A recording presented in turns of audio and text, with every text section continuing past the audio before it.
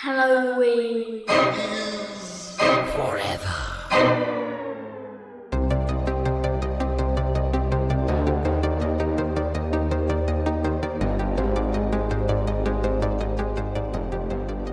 Hey, heidi ho there, Steve. How's it going this fine crisp winter's eve? Okie dokie, Brian. You doing okie dokie?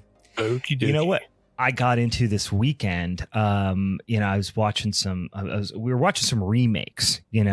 Obviously for this here Showdown episode, and it's so wild how many big Hollywood films nowadays are doing so much of their business overseas. Right, they're making all their money in China, and they're even remaking them or reshooting them, re-editing them for foreign markets. It's pretty wild. Did you hear they're doing a remake of Tremors for like the Middle Eastern market? Did you hear about that? Did you see that? Did you see that in the rags? Yeah, I saw the edit. It's pretty much it's the same movie without the bacon. Welcome, boys and ghouls, to a very shitty start to our Showdown episode of Halloween is Forever. I'm Brian. That joke is haram. It was not great. It was not great. I've done better. You know what? But I've done worse. I've also done worse. Sure. Well, in any case, here we are once again in the gorgeous month of February, the second shittiest month of the year. And I will take this opportunity to remind everyone it is pronounced February, and I will die on that hill. February. It's not February. It is February, guys. And we are here in the second shittiest month of the year to do a little showdown on the worst remakes. That's what our Patreon friends and our social media friends and listeners voted on. And to do so, we have, I don't know if this is the first time ever, Steve. I'm going to pretend it is until somebody corrects me. The first time a defending champion guest came back to defend their title in the following month. We've got Hallow Ian on. Welcome. Thanks for joining us once again. Hey, everybody. Yeah, thanks for having me. Glad to be back. I didn't realize it was going to be a triple punishment episode, but here we are. We did. Steve, we were talking about this. I know it's been a couple of weeks since I've been on here, so we might have talked about this already. But we really dumbed ourselves right into a triple punishment episode on this one. Yeah. Oh boy. But you know what? I actually had a lot of fun watching not necessarily all the movies, but comparing. It actually makes it a lot more fun to talk about shitty movies when you have another very specific movie to compare it to. Did you guys experience that phenomenon, or was that just me trying to polish a turd? I think that's a lot of you polishing a turd. I didn't. Okay. I didn't rewatch every original. I rewatched my original, because I have to come prepared for class. Mm-hmm. But I just had like the general knowledge of seeing the other two films.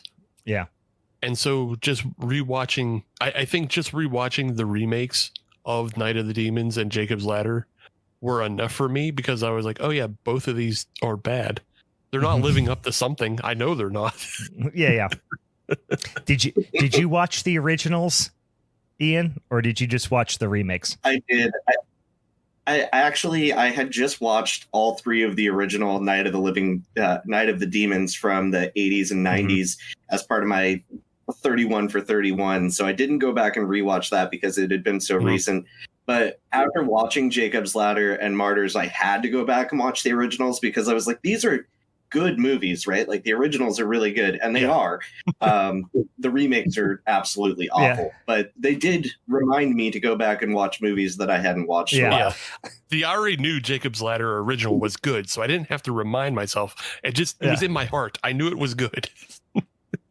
So I had seen all of these movies, the originals, a number of times.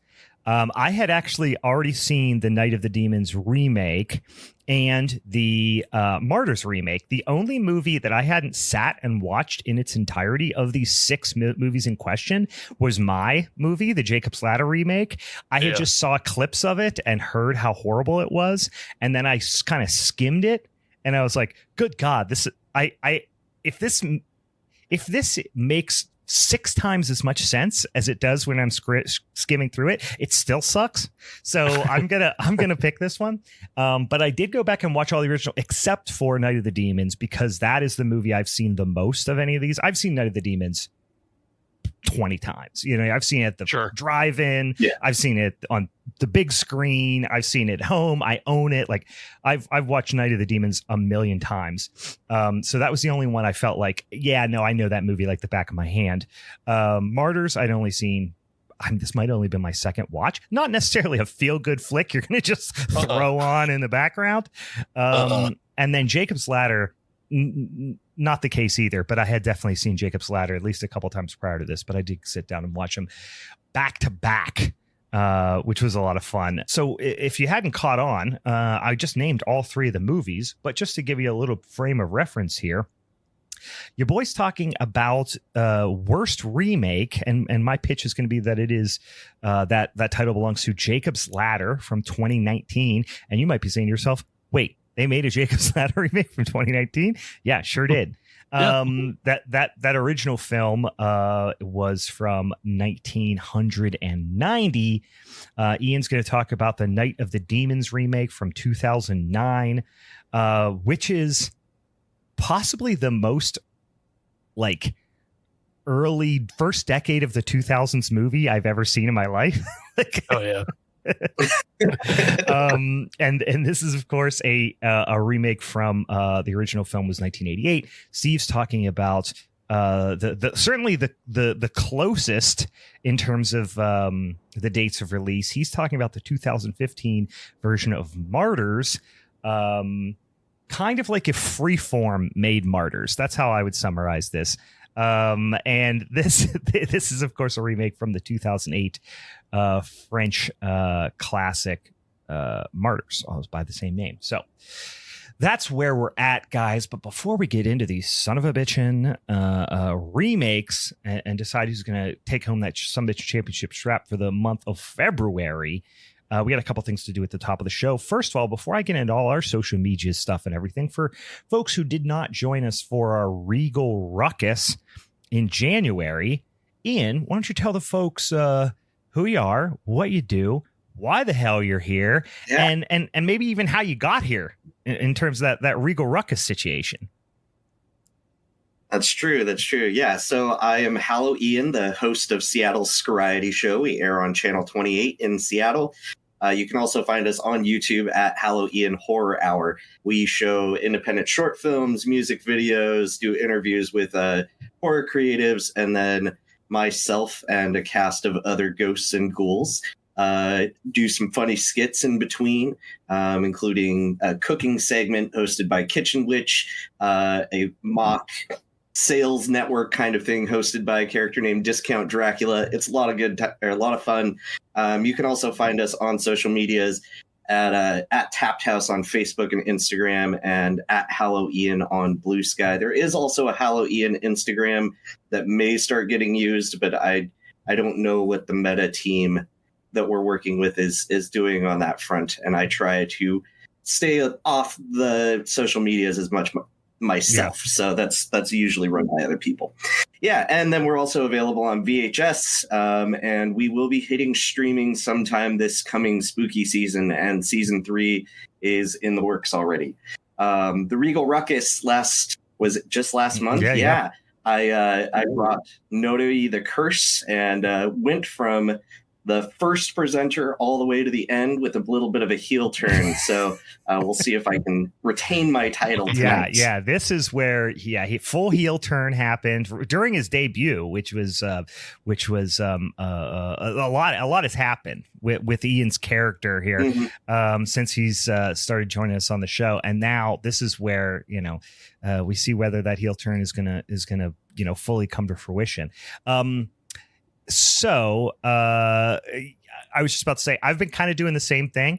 I think, it could also be perceived, rightfully so, as me just being lazy and not posting on the Instagrams very often. But I have been making a very conscious effort to just stay off of social media as much as possible, because it is a fucking cesspool.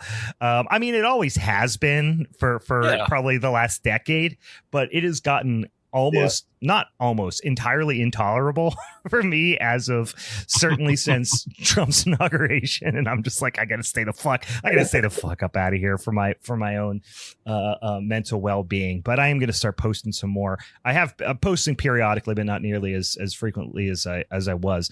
I know Steve's posting stuff over on the Facebook and on the Blue Sky, and also we have obviously our Discord as well for our social media for our Patreon pals who are subscribing over on the Rascal tier. Steve, why don't you tell them about what we got going over on the Patreon?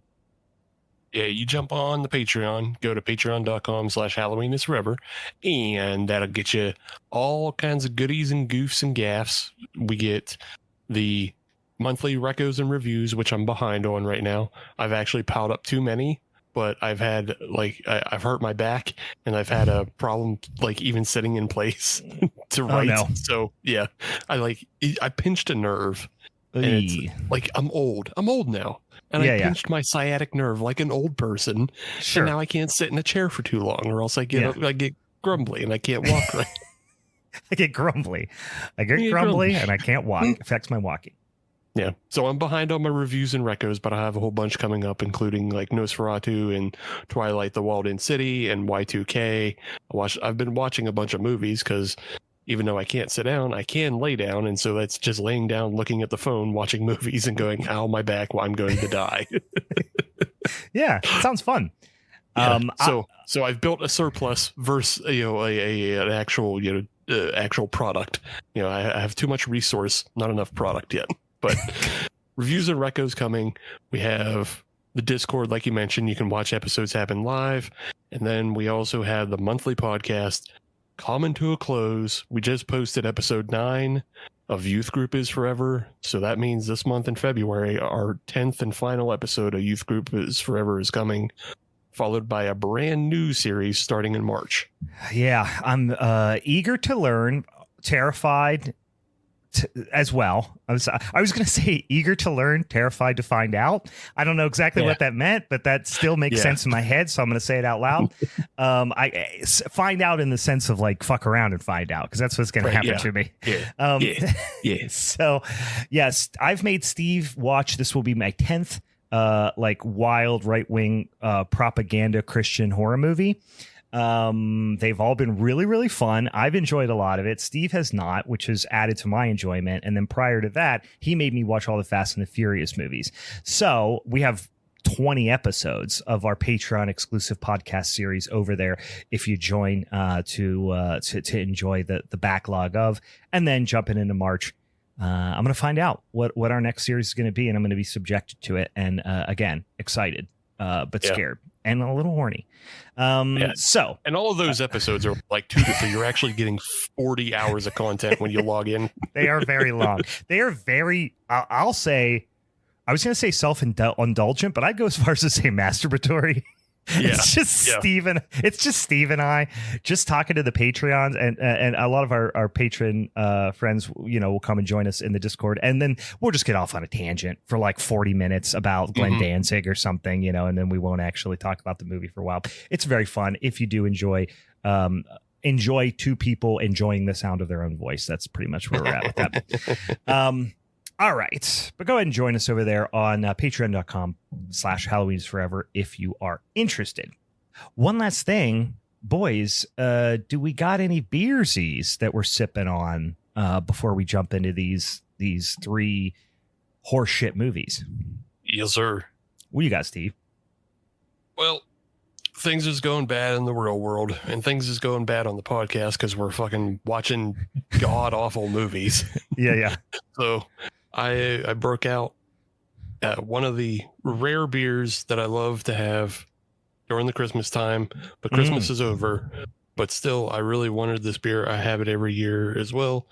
And it's the Mad Elf by Trogs, which is a 12% cherries and honey Belgian ale. Mm-hmm. I really just love this beer. I've been drinking it for probably over a decade, if not more. Yeah. So yeah, it's just, you can't turn it down. I like Belgians and I like cherries. Mm-hmm. And so this goes right in my basket all the time. Yeah. Yeah. I like that beer a lot too. I will say the older I get, speaking of getting old, I love the, what I affectionately refer to as the Belgians, and they, but the older I get, I don't know if it's something about those higher, molecular weight alcohols, those high, fusely esters, what it is, but I get a headache so fast drinking Belgian beers nowadays. Yeah. And it never used to bother me, but it does now. So I will, I'll splurge now and again.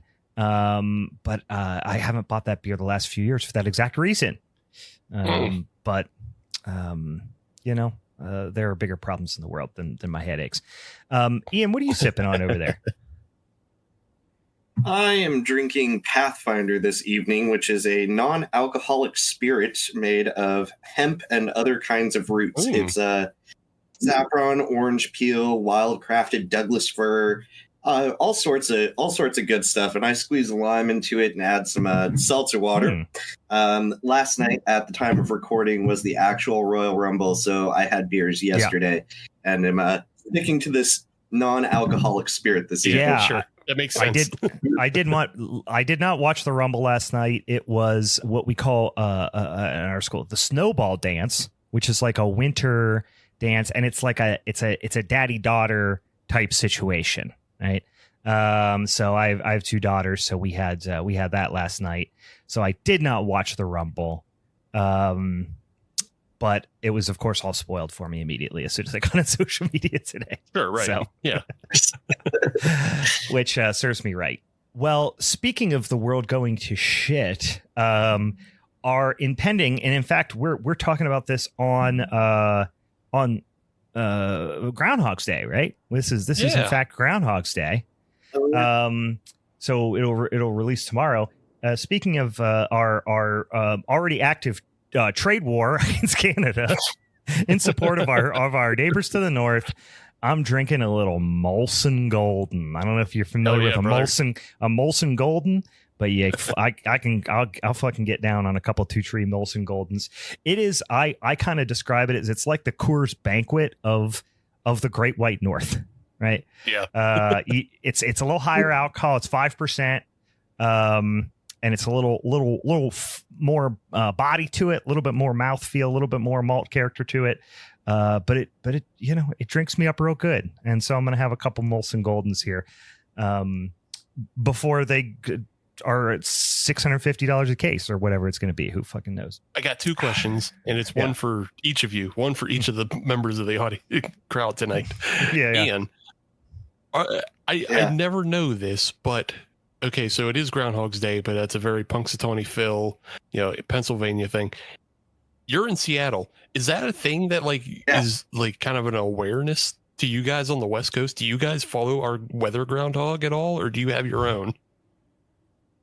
No, I definitely know Punxsutawney Phil. I probably knew Punxsutawney Phil as early as knowing Santa Claus. Really, it's just a thing that everybody seems to know around here. So, yeah, that's a great question. Actually, I surprisingly never thought about that before. I just always assumed it was kind of a regional thing. But then I remember when when they started playing the more like deep dive Rankin Bass specials around Christmas time, we got is it I think it's Year Without a Santa Claus, right? Is that the one that Punxsutawney Phil is in? I don't know if they call him Punxsutawney Phil. Ian, do you remember this one? I don't remember if the name comes up in that, but I'm pretty sure that's the right special that you're thinking of. And I remember thinking like, oh, they're talking about Punxsutawney Phil and Groundhog's Day, and I was like, oh, it must be a wider known thing than just obviously we grew up less than 2 hours from Punxsutawney. But interesting. Yeah. Okay, and then my other question was for you, Brian. What's all this going to do for the prices of Labatt at the PPG paints? That's a good question. And what kind of revolution are we looking at because of it? I don't know. That's a good question. Also, a lot of import beers that we think of as import beers aren't actually imported. They're brewed here. Right. You know what I mean? Yeah. So how is that going to affect those brands? And also, how's it going to affect the impression of those brands? Because all of a sudden, brands that people thought were imported are not. You know, does this shed light on that? Does that affect people's perception of them? I don't know. I don't know the answer to that question. Dan in the Discord also brought up a good point that, Dom usually is drinking Corona, but by the time Fast and the Furious 11 comes out, it should come out under this administration. Does he give up the Coronas? Does he give it up? Does he give up the Coronas? And does he move to what is there another faux Mexican beer that's actually brewed in the United States? I don't know. I'm sure there is. Oh, I don't know where. Maybe is that brewed in the States? I don't know. I was going to say Tecate, but I was like, I won't say it because I actually don't know where Tecate is brewed. But yeah, I just know it's. I know it's big. Question. I know it's big, so I know it's possibly brewed elsewhere in the States. But yeah. Anyway, trade policy and tariffs aside, let's get into some movies which I firmly wish there was a tariff on. Oh yeah. And Ian, as the defending champ, to the victor go the spoils, of course, which means you get to determine the order in which we talk about these movies. Ooh. Yeah, let's start with Jacob's Ladder. Interesting. Yeah. And then we'll go Martyrs, and then I'll finish it off with Night of the Demons. All right. Real rookie mistake there. All right, let's get. No, I'm just kidding. It doesn't fucking matter.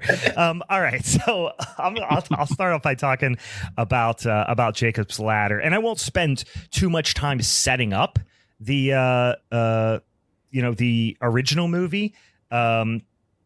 If you've seen it, you probably remember it. It came out in the year of our Lord, of course, 1990, and it is. Probably most known for at least in my humble opinion, a fantastic performance by the great Tim Robbins as the titular Jacob Singer. And I would say the most memorable parts about this movie, despite the fact that it is some of the more, I'll say, disquieting imagery in movies that I've ever seen. A couple of very specific shots we'll talk about. It also is a movie that I think of as being the poster child for making a film feel like a nightmare. Like, it feels very dream. They do a fantastic job of communicating this dream-like quality, this nightmare-like quality that you don't know whether you're in or out of it, and that kind of like uncanniness that makes a bad dream, especially a long bad dream. I coincidentally just had one the other night where it was one of those ones where it's like, I swear I I woke up, went back to sleep, and just jumped back into that same dream. This just really reminded me of that so much. Like, is this a dream? Is it not a dream? Are things going awry because it is a dream? Holy shit, now things are going really bad. And just that feeling. This is one of the movies that I equate with that feeling really, really directly. Yeah. Living multiple lives. And I was on the Blue Sky, sure. the one quote good social media out there, is somebody had just posted one of those standard, things like, because of the passing of David Lynch, somebody just posted a thing on Blue Sky of like, what's the most Lynchian film that wasn't made by David Lynch? Oh, and I love that. Jacob's Ladder was right there with, is a suggestion. So, yeah. Yeah. Honestly, and if I say like other movies that give me that similar feeling, there are probably 3 of them are going to be David Lynch movies. Like Eraserhead certainly gives. Honestly, Mulholland Drive gives me those vibes as well. Mulholland Drive is huge, and Lost Highway is also. Lost Highway for sure. and obviously not a film, but Twin Peaks too has that very dreamy vibe, which I think has been talked about by everyone who's ever watched that series. Right. Anyway, so they remade this in 2019, guys, and I'm sure many of you were not even aware this is the case. And I would count you amongst the lucky ones. This movie was directed by a director that you might know, David M. Rosenthal, and he is most known for, let's see, directing 8 movies: How It Ends, A Single Shot, The Perfect Guy, Janie Jones, Falling Up, and See This Movie. I've not seen any of those movies, guys. No. Have you seen any of them? Nope. Yeah, I'm sure you haven't. No. No. Janie Jones sounds like that 30 Rock joke of Jackie Jorp Jomp. The fuck are we talking about? Jackie Jorp Jomp. Yeah. I thought about that, but I also immediately, for some reason, thought about one of my favorite 30 Rock jokes, which is Oprah and Sling Blade having lunch together. You know, and he goes, she sits down and goes, "I sure do like this French fried potatoes." And then Jenna goes, "No, you don't, Oprah." Oh man, such a great gag. Anyway, so there's a couple of actors you'll definitely know from this, and I'll say at the top, because I'm gonna shit all over this movie, obviously, because it's fucking terrible. The acting is not the worst I've ever seen by any stretch of the imagination. There is at times Michael Ealy, I think is the way you say his name. You would recognize him for sure. What do I know him most from? Too Fast, Too Furious. Of course. Yes, but that's not what I know him from. There is something else that I know him more from, and I'm not sure what it is. But you would recognize him. I think it's a TV show, but I'm not seeing it initially as I'm scrolling down here. But you would recognize him. Doesn't he play a doctor on some? Because he plays a doctor on this as well. Well, kind of. Kind of, sort of. Kind of, sort of. But he plays Jacob Singer. So he plays essentially Tim Robbins' character. I think you're thinking of the other actor, Jesse Williams. He's on Grey's Anatomy, and he plays Dr. Jackson Avery. Maybe. But I swear, I definitely know him from something else, but I can't place him right now. But genre film fans will know Jesse Williams from Cabin in the Woods. Sure. That's probably the most notable genre credit he has.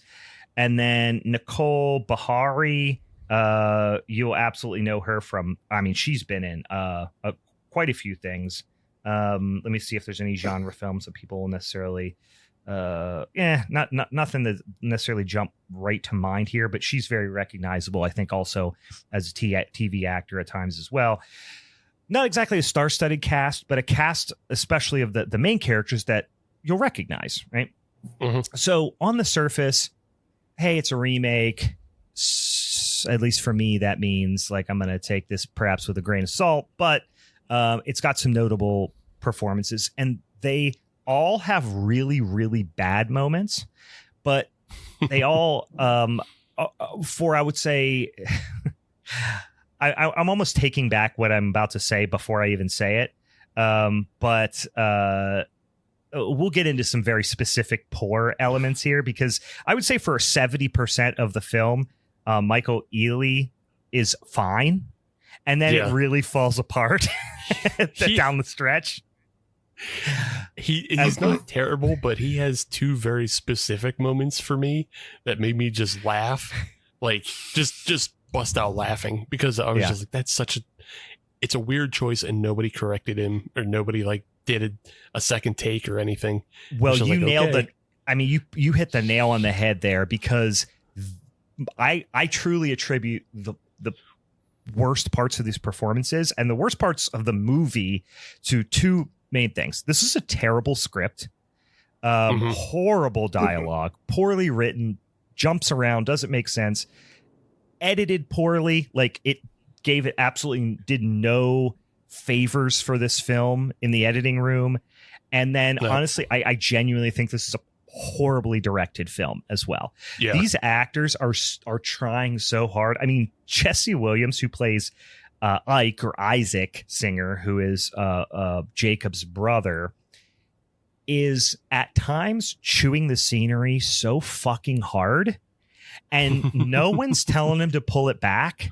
And he's trying to carry, what is a dog shit script. So like, I can't really put a lot of blame on any of them, but no one's telling them what to do, and they're working with absolute dog shit. So I won't get into the plot too much of Jacob's Ladder, but it is about a Vietnam vet who comes back, is trying to kind of integrate himself back into society. A familiar, certainly would have been quite a familiar theme at the time, and it still is. And he starts to kind of lose his grip on reality, become like paranoid.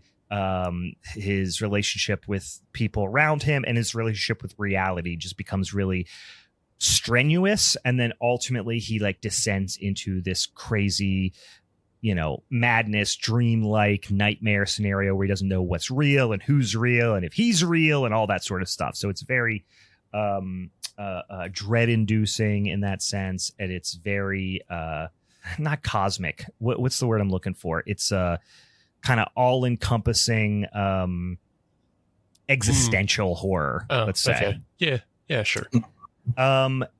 This is a similar story, but I would summarize this movie by saying that there's a guy who turns his brain into a jump scare machine for himself. And then that's what happens. He gets a disease that turns his brain into a jump scare machine that only affects him. So slightly less complex story. This is a super fucking dumbed down version of Jacob's Ladder. I mean, the original Jacob's Ladder. It's tries to be kind of flat. Like the first movie has a ton of really great practical effects and fantastic lighting and editing. This has a bunch of shitty CGI where it doesn't even need to be. Frankly, having nothing would be more effective in a lot of scenes. I wonder, and also you just have to wonder, did they try to have nothing and then they had to fucking do in post-production with scary face filter, like scary face filter and jangly head effect. Like, yeah. Yeah, the use of the turbulence and the it's just the baseline like turbulence that you can throw on in Premiere Pro. It was so juvenile in the editing. I was like watching this entire film, I was wondering like, okay, is this director from, because the whole film looks to me and mostly plays like an ABC drama. You could remove about like a minute and a half of scary things out of this film, and it would just play like an ABC drama, like law thriller or something. Like it doesn't have anything to it, and it's boring, and it looks like an ABC drama. So I was expecting to see like a lot of NCIS or something in the credits of the director and cinematographer. No, because the director has no credits because nobody's seen his films, but the cinematographer actually works in genre films a lot. Like he also lends both Don't Breathe movies and like the ABCs of Death 2. He did a segment. So the cinematographer is very familiar with horror, but even still, the film doesn't feel like it at all. No, that's what I said. It felt like they remade it for Freeform or ABC Family or whatever it's called now. And then, honestly, and without like 2 or 3 sequences, it could be like a PG-13 movie for sure.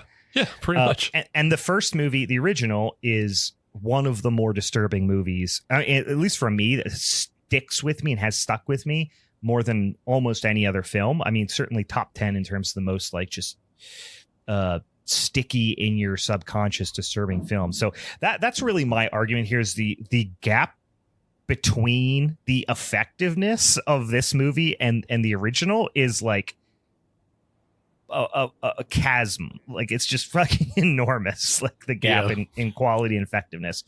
In any case, it's also a very different story, which is frankly okay with me, but they insist on just like shoehorning in like remade shot for shot sequences of some of the most classic iconic scenes from Jacob's Ladder, and then just like no selling them. Like they just suck shit by comparison. Like nothing scary happens, or again, you just have the little, weird shaky head effect put on something, and that's it. And this is 2009. That wasn't really like a novelty or anything at the time, right? Or 2019. I mean, I'm sorry. In 2009, it probably wouldn't have been a novelty either. But in 2019, it certainly wasn't. So let me jump ahead a little bit. Also, this movie was originally written in 2013 and then shelved. And then a new director came around. Like a director went off, and then it was like funding went away, and then it came back around. So that explains a little bit why it feels so wildly outdated. But anyway, in this movie, when the original Jacob is just like an average Joe, like coming back, getting into the workforce. I think he's a mail delivery man, at least for a period of time during the movie. In this one, Jacob is a doctor, a trauma surgeon, in fact. And his brother dies on his like field operating table while they are overseas. They're both serving in the military in, I don't know if they say, but it's clear somewhere in the Middle East. Yeah. I think you're just supposed to assume Afghanistan. Yeah, that's what. Yeah. I think it said Afghanistan in the blurb on Stars. Okay. Yeah. And he doesn't realize it's his brother until after he's dead, which is, first of all, questionable and kind of dumb right off the bat, but okay, fine. And I don't want to spoil the original one, so I won't draw that many of comparisons because it's not really that relevant. But suffice to say, someone close to him in the original movie dies as well. Although you don't care as much about this one because it kind of you never meet that person, you never develop any type of connection with him before he dies or anything like that in the 2019 version. So I'll jump ahead of one thing I do want to say before I push the story forward here is I talked about they take a lot of the effectiveness out from the first movie, but I'd say the big thing that they take out, because the first movie is a little nebulous, right? It doesn't spoon feed you what's happening by any stretch of the imagination. And this movie feels like it was written by either somebody who actively hates and is looking down on the audience or a child who does not understand subtext at all and is just trying to retell the story, from memory or something like that. Like all of the subtlety is gone. All of the subtext is gone. And it spoon feeds everything to you. Yeah. Well, I mean, when the cold open is Jacob walking down the street and then he steps on a Coke can, which turns into an IED, and then he wanders down an alley, does drugs, and then gets choked by a ghost to death. And so immediately you're thrown off your game of like, oh, okay, well, I know to expect to not believe anything that's about to happen for the next hour and a half. Well, that was just a random dude. I thought it was Jacob. Yeah. No, it was just a random dude. No, that was... Yeah, and it also kind of like undercuts like any effectiveness that his brother dying might have, because you've already seen this strange death happen in the cold open. Yeah, and it's a character. It's weird because I kept waiting to know who that guy was, and you never really learn, except for that he's just a guy. Like he's another veteran, another war veteran who was given this drug that's being tested on veterans and it's killing them. And it never came around and connected to anything. It was just like, oh, that thing happened to that guy too, But anyway, so all of a sudden, Isaac, who we saw die on the operating table, and whom Jacob saw die, breaks into his brother's house and starts fist fighting him or something. I don't know. It's hard to follow because it's edited like a music video. Like it's just bang, bang, bang. It's like these quick jumps. You get introduced to Dr. Himmelman, I think his name was, which is a poor substitute for a really effective, like almost like tearjerker type of scene in the original one where Jacob is experiencing like really bad chronic back pain. And he goes to this chiropractor who, I'm going to spoil it a little bit. So if you're listening to this and you haven't saw Jacob's Ladder, prepare for it's from 1990, so I don't feel bad. But he's almost like this angel type of character who like gets Jacob to like release his all this weird like pent up anxiety and animosity and all this stuff. And he gives him this sense of relief and release, both physically and emotionally. And that's what Himmelman is kind of supposed to be a little bit in this movie, but then ultimately he's not. But he delivers some of those same lines. He starts meeting like his homeless, like this homeless buddy of his from the service, and he's super cartoonish. They start talking about HDA, which is this drug.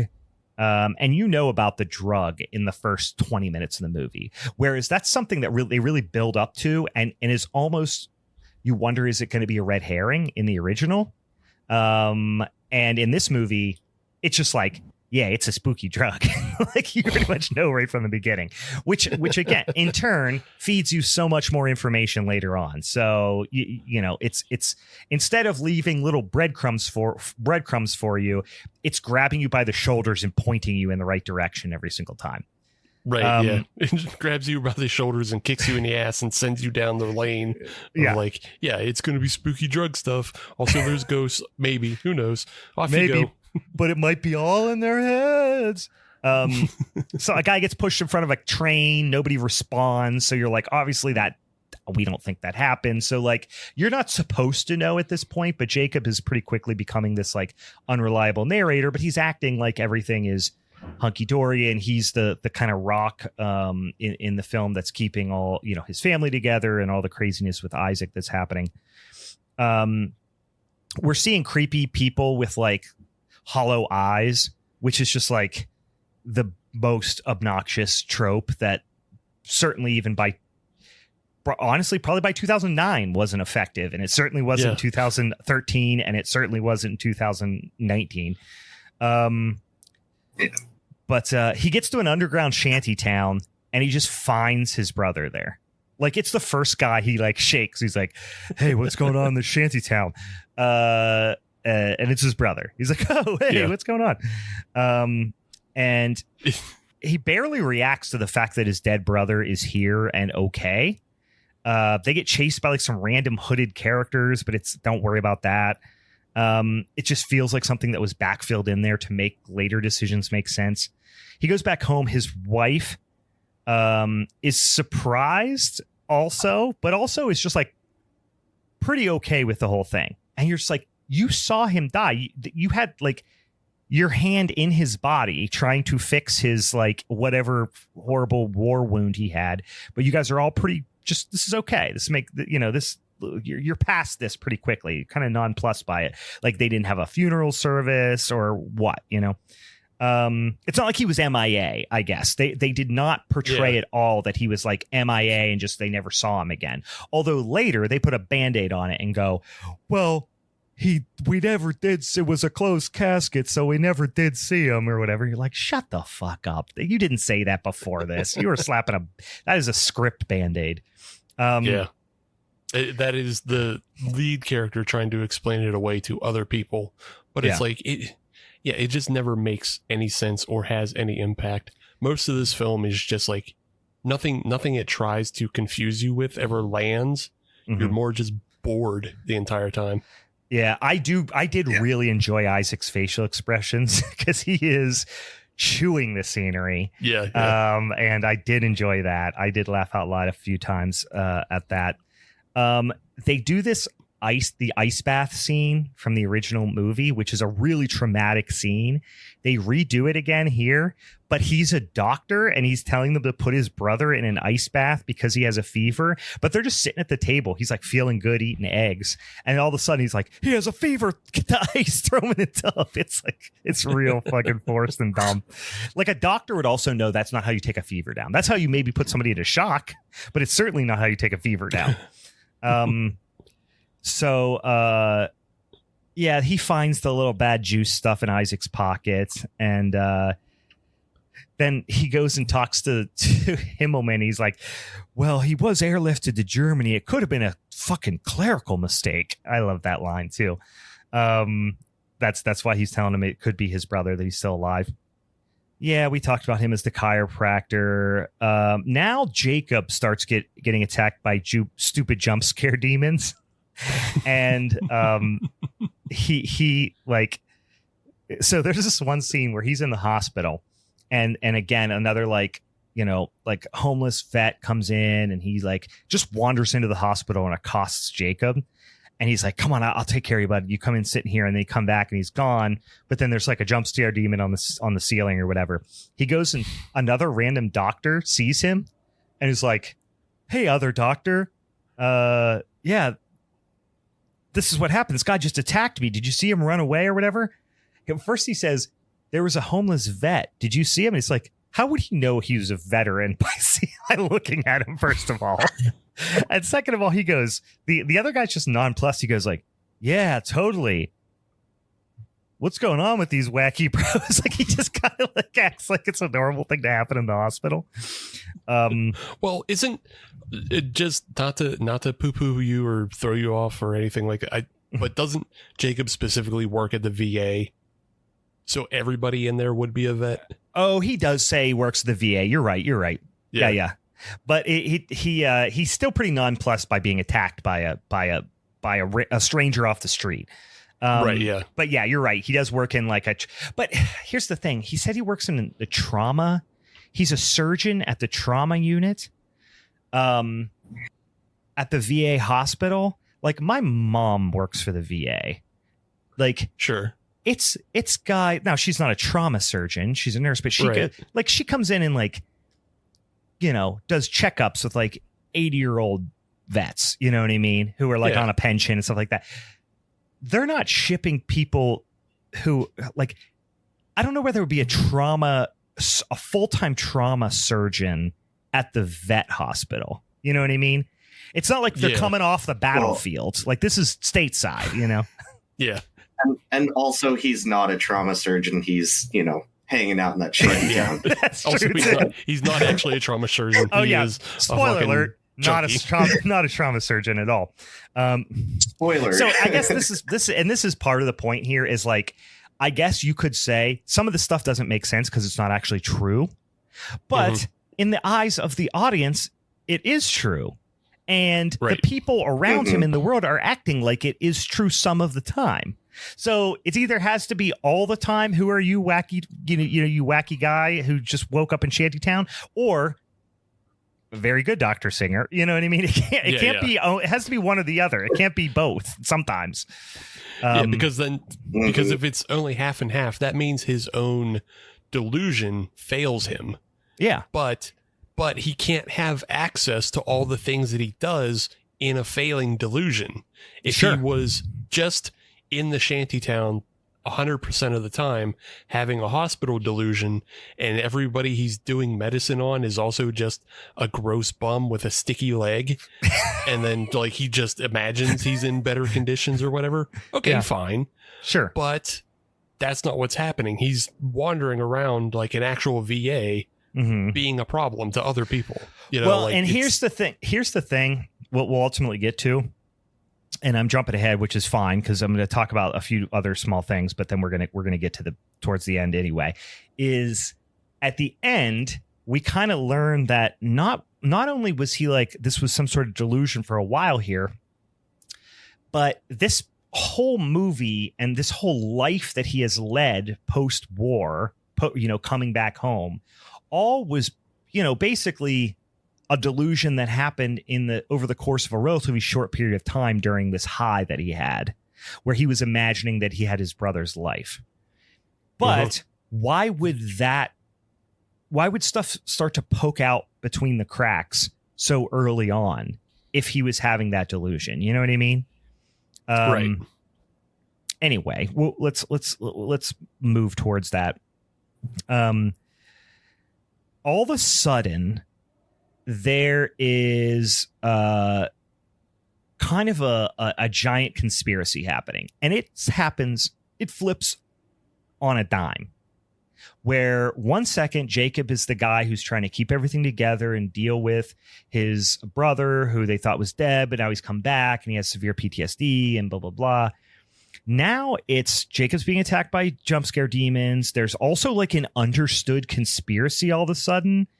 Where like 1 second he found his brother, the next he's being like chased down by black cars and hooded figures, and like a guy tries to kill him in an alleyway that has the voice of the person that does the commercials for Monster Jam. That was a laugh out loud moment for me as well. He's like, "You should have took your..." I forget what the line is. It's like, "Should have kept your nose out of some people's business." Whenever he's pointing a gun at him, it's like, why do you have a monster voice? Like, at any moment, I just thought he was going to get kids' seats are just $10. But he does escape. Grave digger. Yeah. So I'll jump forward a little bit. Jacob is now blaming Isaac for taking this like government prescribed drug, and you're like, they're treating it like it's like it's smack or something. He's like, "Why are you taking this? You don't need this," kind of thing. It's like, well, the presumption is that he would have been prescribed this by a doctor, but in any case, there are these people that are like after him all of a sudden, and the general consensus is like, since when did this all just switch? And then of course they do this big, it is all in service of this shitty twist or series of twists at the end. But so at one point he kind of like gets his wife and kids out of there. He's like, Jacob's like to his wife, he's like, "Take the baby, go to a hotel room. Like, I got to hash all this out." And she's like, "Yeah, just take care of it." So it's like, feels like their marriage is on the rocks. And Isaac just is standing outside. He just runs away, which I thought was kind of a fun little sequence. He just turns and runs down the street. Jacob tracks him down back to, the original shanty town where all the Foot Clan are hanging out and skateboarded, smoking cigs. And he's doing that drug again. Isaac is also doing all this sweet acting, and he tells him this flashback about, what happened when he ended up getting his like platoon or whatever ambushed. And that's where he has all this guilt and PTSD from and stuff like that. Then like an old lady ghoul shows up. Jacob like chases her.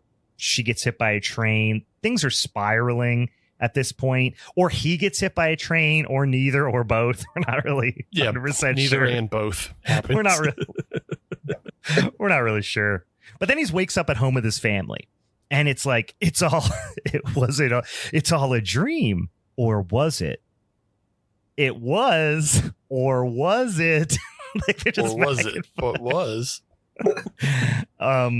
So then Himmelman like wakes him up again. So he wakes up from a wake up, and everyone's there, and there's like this informant guy who I don't really know who he is. I think his name's Hoffman, but what does he supposedly work at? He works at the VA hospital. Is he like a pharmacist? Is he's pharmacologist? He's supposedly the guy that developed the HDA drug. Right. And is behind the conspiracy of distributing it to all of the vets. Right. But what is his role at the hospital? Yeah. Because he works at the hospital. Yeah. He works at the hospital, but just like in the basement, kind of. So he goes down to talk to the hospital basement guy who's like, "Yeah, the fucking FDA. Am I right?" And you're like, "Well, that guy's up to no good." But then there's this weird like voiceover scene when they're in the car. They're obviously there to cover up some plot holes when they're driving. Like I forget what the line is, but Isaac is talking and then he cuts away. And then there's somebody who does a little voiceover, and I don't think it was Isaac, but he's trying to sound like Isaac to like, remember those guys running after us or whatever? I don't know. It ends up being pretty inconsequential. But government assassins then kind of try to shoot them from like 75 yards away with some handguns and just basically pepper the car, and then they drive away. And they're like, oh, it was Hoffman. And Hoffman was that guy in the basement, I guess. And then this is like the switch fully flips, where like Jacob is now the crazy one and Isaac is normal. And we of course saw it coming, but even if you didn't see it coming, it happens pretty abruptly. He then attacks Isaac for like sitting beside his wife on the bed in the hotel that they're staying at. Probably the most laughable scene in the movie is the janitor scene. I was going to say the most laughable part is after this attack and they tell him to get out. Yeah. The way Jacob runs away. And this, like this Napoleon Dynamite runs away. Yeah, exactly. This was my note from the beginning when I said there are two specific points where like just Michael Ealy should have done a second take. And it's in this scene after things have flipped. It happens in this scene and then another scene where he just like abruptly runs away, as you just said, like Napoleon Dynamite, and just like full sprint, head down, almost Naruto runs away from his problems. And it's just like, what the actual fuck is like that? Nobody said, let's not do that one. Let's do a different take. Let's do different takes. Michael Ealy, his performance falls off a fucking cliff right around this time in the movie. When he has to be, Batty Cuckoo, he is not pulling it off. He goes from, Mr. Buttoned Up, keep everything in, I'll take care of it, don't worry, big brother, to Mr. Batty Cuckoo, and he's not able to pull it off at all. I thought you were going to say the next one where he goes down the basement, and I guess he's looking for Hoffman, I think. I forget who he's looking for. Hoffman. And there's like a janitor down there, and of course he's a spooky janitor. And then he's like, hey, buddy. He's mopping blood. Well, first, of course, you don't see he's mopping blood. But yes, it is a real ooky spooky realization when you looked at, so much blood coming up from the door. But my favorite part was when he's like, hey, buddy, here's the guy I'm looking for. You know where he's at? And he's got headphones on.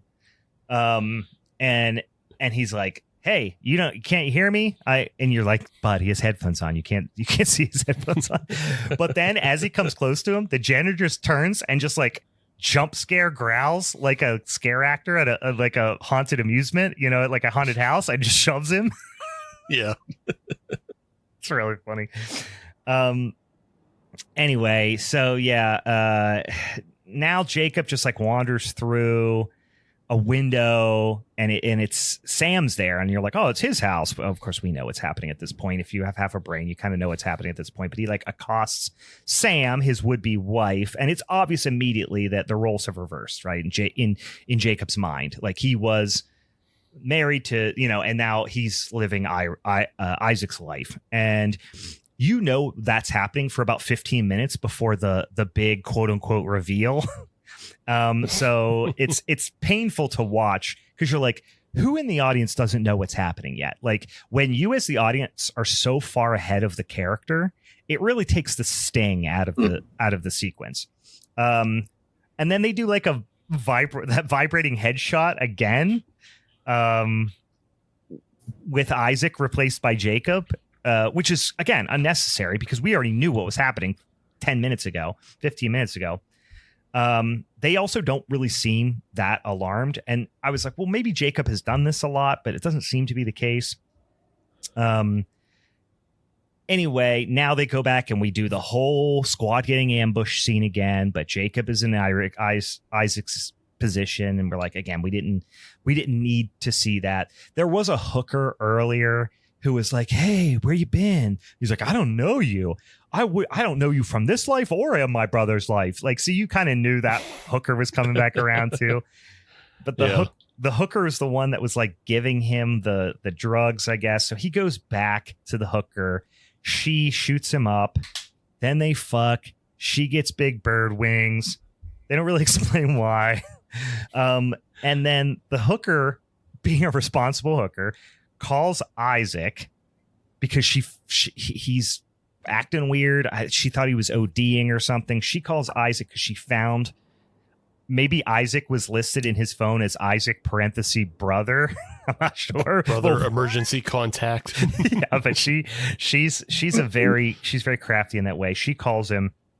He immediately comes to help. And basically the drug was making Jacob hallucinate that he had Isaac's life, which that's the big twist. That's the second big twist, I guess. I don't know. But we already knew this is happening. And it frankly seems dumb that we had to sit through so many other things. You know what I mean? Like a twist like that like nullifies so many other things in the movie has to be crafted really, really well. And this feels like it was just vomit on paper that they were smearing around until they got to what they thought was this big genius twist. So they didn't have their ducks in a row to make the twist feel really impactful. Not at all. Yeah, because definitely the turns out it was all a dream kind of writing that's never gone over well. No, and they thought that this was a twist on that. You know, they thought obviously what they were doing was very clever, but I mean, in the original movie, it's much more existential too, because it's not just like, and I don't mean this in a bad way because there's a lot of great twists in it, but like this felt like a little bit of they were trying to do like a Twilight Zone-y type of thing. And in the original Jacob's Ladder, it is very existential. Like, I don't know if I'm alive or dead or what death is. This just was like, oh, I made a drug that made us Freaky Friday for a while, you know. Somebody slipped a Freaky Friday roofie in my drink, and that's how the movie happened. Anyway, that's pretty much it. Well, that's not it. There's a big there's one other thing that happens, but at this point you're done with the movie. But Jacob just runs away again. I love it. He just turns and runs. He goes to Hoffman's lab, which is in the same neighborhood again where the Foot Clan hangs out. And Hoffman, this was confusing to me, and maybe because I just haven't given it enough thought, but Hoffman immediately knows who Jake is. Yeah. And seemingly he definitely knows who Isaac is. But there's the implication that Jacob had something to do with Hoffman is also part of the military. Yeah. When they all serve together. Yes. And there's an implication that Jacob forced Hoffman to create the drug that makes you forget your PTSD, but something went wrong with the drug, and instead it makes you Freaky Friday. They didn't test it enough, and then he accidentally put one too many drops of the blue, chemical instead of the green chemical, and now it's Freaky Friday. But he goes in there, and when he sees Jacob, and Jacob's like dying, but he's still like, the drug doesn't work. It's killing everybody. Like he's just saying, he's really like a lot of exposition for dying. And then then Hoffman goes like, you brought your brother into this? So he knows Isaac and he knows Jacob. But then why hold on, I'm getting myself twisted around. Sure. That'll happen with this movie. Isaac might, they kind of suggest that like Isaac didn't know Hoffman and didn't know any of this is happening. Mm-hmm. I guess he could. I guess hypothetically he could have known him just from the service, but didn't know that Jake was still in contact with him, and he didn't have anything to do with his drug. So that is potentially true. But Anyway, this is how it ends. Isaac's like, this is fucked up. You're testing this on vets like it's like they're guinea pigs. And he's like, well, the FDA wouldn't do it, and I'm helping, and I'm doing something. And he gets on this self-righteous streak. And Isaac's like, fuck you, dude. I'm calling the police. And he starts calling on his cell phone. And Hoffman's like, don't do it. And he's like, I'm doing it. He's like, don't you do it. And he keeps saying, like, he just is like being real. He's like, fuck you, dude. Like, he's being really flippant about this whole thing. Yeah, it's pretty, yeah. And then Hoffman has this big giant like 357 Magnum, which is such a drug dealer's gun to have. And he goes to shoot Isaac, and Jacob jumps in front of him, of course, takes the bullet, but then also tackles Hoffman out of the like floor length window, and they smash down onto the ground below. And Jacob goes to heaven. The end. That's the end of the movie. And fuck you, audience, basically. And the scary witch lady from earlier is pushing him to heaven. I guess. Anyway, and then it's a cornfield. Heaven is a fucking shitty wheat field. Yeah, it's a real what's the Michael Keaton movie, or no, Kevin Costner movie? It's with they go play baseball. Yeah, it's Field of Dreams, basically.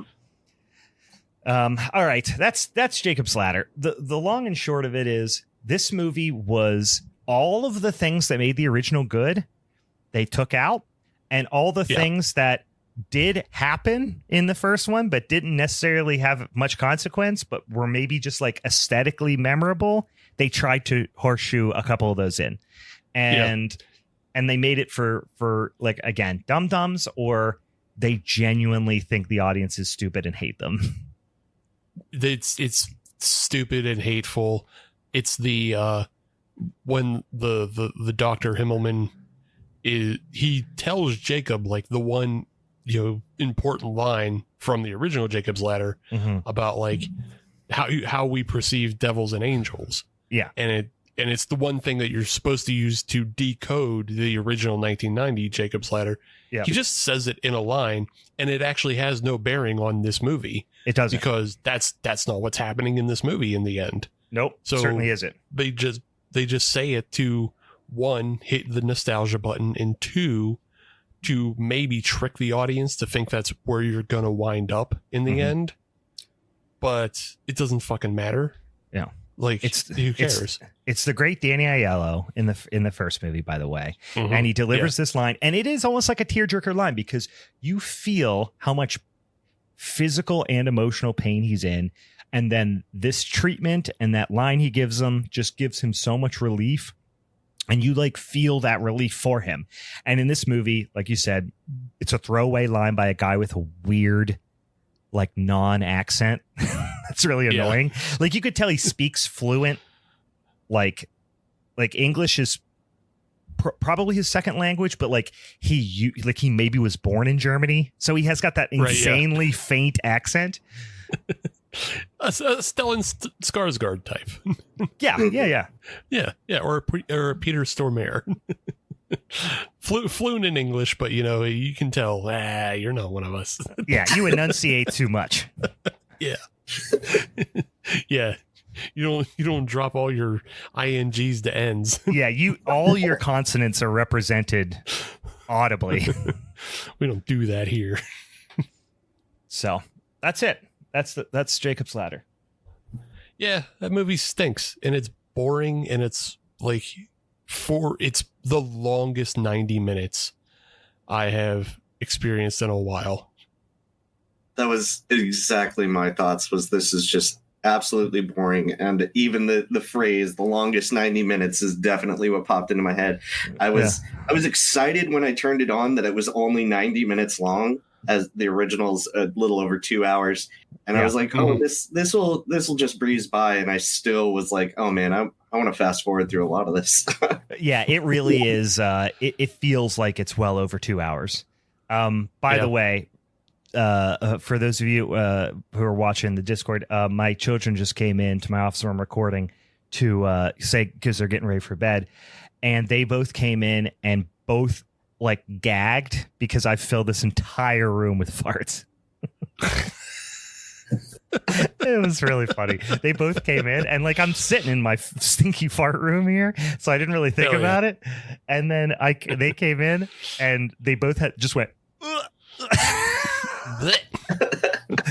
Oh, I love making my children gag with my farts.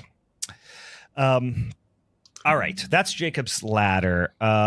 Ian, I believe you. Nope.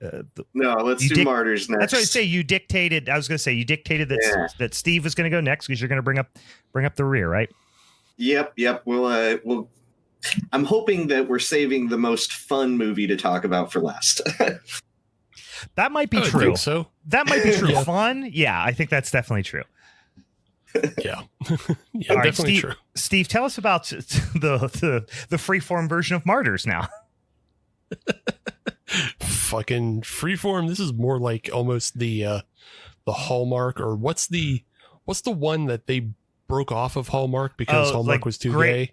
Yeah, like Great American Movie Channel or something. Yeah. Yeah, this is the Great American Movie Channel version of Martyrs. It's like where Winnie Cooper went over there, because they on the Hallmark Channel they had like one movie with a gay couple, and they were like, "We're succeeding, we succeed from this." Yeah, the Candace Cameron Bure. That's her name. I couldn't fucking remember her name. It was her and Winnie Cooper went over there. Yeah. Martyrs, 2008. Part of the French extremity revolution that we talked about. We talked about Inside. Mm-hmm. And I laughed a little bit because I did rewatch the original Martyrs from 2008, and we had just done Inside earlier last year, and we all know High Tension as well. And it just reminded me, is like, how many of these films rely on the unreliable narrator of a woman haunted by a ghost of some sort that is also just all in her mind. Yeah. Like they all kind of lean on that. Like Inside leans on that, but it actually turns out she's real. Yeah. But it's still all three of those films kind of have that in common, which made me laugh. Yeah, and Jacob's Ladder really tried to take that, and it's like inner demons are real. What if inner demons was real demons? But obviously it did a worse job of it. Well, the 1990 version does that in earnest and does it correctly. Yeah. But the 2019 version does that and does it in the voice that you just said. Yeah. What if inner demons was real demons because we went to war and war is bad? Yeah. And yeah. It starts we're leaking. done with Jacob. It starts leaking into like a version of our Glenn Danzig voice eventually. Yeah. It starts getting more and more New Jersey. Well, it's all meathead voice. So it starts as meathead voice. But then the closer you get to Danzig, the more it gets Italian and Jersey. Yeah, it starts out as the big dumb dog that the little dog yells at on Looney Tunes. And then it gets more Jersey. Spike? Where are we going? Where are we going, Spike? Shut up. Shut up, Shatnap. All right. So 2008 Martyrs, probably one of the most horrific films I've seen up to that point. Like, it disturbed me, it upset me, and I just never wanted to watch it again. And then the 2015 remake came out, an Americanized version, and I said, I will watch this. There's no way it can be anywhere near as good as the original, but maybe it's somebody really trying something. Mm-hmm. And boy, is it not. It is not trying. It is one of the most cynical cash grab remakes I've ever seen. There is no heart or teeth to this film in either direction. No. And it is just the most disappointing thing that you could ever watch. Like, if you watched this original version, or if you watched the remake before seeing the original, you would never go back to the original. Like, you wouldn't think oh, this is based off a movie. I'm not watching that original movie because not only is it fucking terrible, but it's also in French. Why would I go back to that? But they're two separate movies. Like they couldn't be more different. And that's like, that's the difference is your Jacob's Ladder tries to trick you into thinking you're watching Jacob's Ladder, whereas the American Martyrs tries to just be its own thing. Like they just, I mean, they do a lot of the same shot. I mean, probably the most iconic scene in the first movie. They do almost do a shot-for-shot remake of it in the second one. The shotgun assault on the home. I mean, it's almost shot for shot. I'll tell you exactly why it's not the same. Like you think it's the same, but it's not the same. They cut so much out of. Oh, they do. I watched these two movies back to back, and it is a extremely dumbed down, way less brutal version. But my point in saying that was they are trying to make a tamer version that so people don't have to read when they watch it. That's it. Yeah, I would say probably the first act. Like the first act, they're aping off the original, but they remove all the teeth and soul from the whole movie essentially. But even the parts that they try to recreate are not the same. No. So the original Martyrs, we start off with just like this horrifying sequence of shots of just like this, obviously abused child running away from an abandoned factory. And it is like, it's grotesque and it's, it's dark and you don't know where you're going. And it leads you to, the orphanage and where she is like basically a feral animal, that is just amongst all the other kids as like a bunch of other kids are playing and she's still, abused and bloodied and you still see like the effects of her abuse. And one child there, Anna, is able to connect with this abused child, Lucy. We get, a little bit more between Anna and Lucy as like Lucy warms up and, you get the sense of like, oh, okay, they actually care for each other. But Lucy is still plagued by something and we don't know what.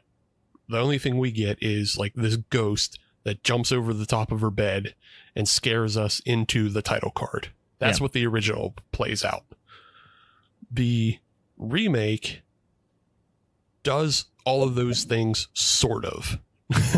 Of like it gives you it feels like you're reading cliff notes of the original, especially in this opening sequence, because you never feel like you get the actual connection between the two girls. To me, it felt like they were the first movie did such a wonderful job of kind of like show, don't tell, where it was from the adult perspective of like it was from the camera's POV, right? Of almost a found footagey type of look where it was like, oh, there's the girl who came in and had like very low like communication skills, so she was super like emotionally damaged and traumatized and like you said kind of like feral almost. And then the other girl, and she didn't treat the other girl well, but then they started to warm up to each other and they didn't tell you that. You didn't hear really, I don't think, any dialogue between the girls in the sequence, that whole first sequence in the 2008 version. But then the 2015 version, it's all dialogue between the two girls going like, you want to be my friend? She's like, no, I'm damaged. And she's like, how about now? Okay. So they're they're spoon feeding you and like instead pulling all of the complexity out of that your brain has to come up with and how she had to break down walls to become her friend. In the 2015 version, they just show you via Rob Zombie level fucking dialogue. Like it gives her a cookie, and then like all of a sudden they're best friends. Yeah, exactly. Here's a cookie. Yeah. Aren't you friends now? Yeah, like that's how we show friends. They shared. Okay, moving on. Next scene. Let's move it along. Let's not linger on this because don't ever make people think about anything. Don't linger on stuff. Yeah, don't think about it too much. Yeah. And even in this 2015 version, we don't really see, like, we get one quick frame of a scary lady face. But in the 2008 version, like Lucy is plagued, and we see how she's plagued by like this thing that it skitters around the room. You know, she hears it and all around her, and then, you know, it jump scares her as like, oh, it's this like terrifying nude witch. You know, we don't know what it is. And then, you know, hard cut. And then we get led into 15 years later in the original version that we open on this family. Like, it's a woman working on a septic system, and then she comes in to show her family, oh, hey, I fixed the septic system. There was a rat in the thing, you know, however it is. And then we spend a pretty decent amount of time with this family, like just as they go through their morning routine and they're having breakfast.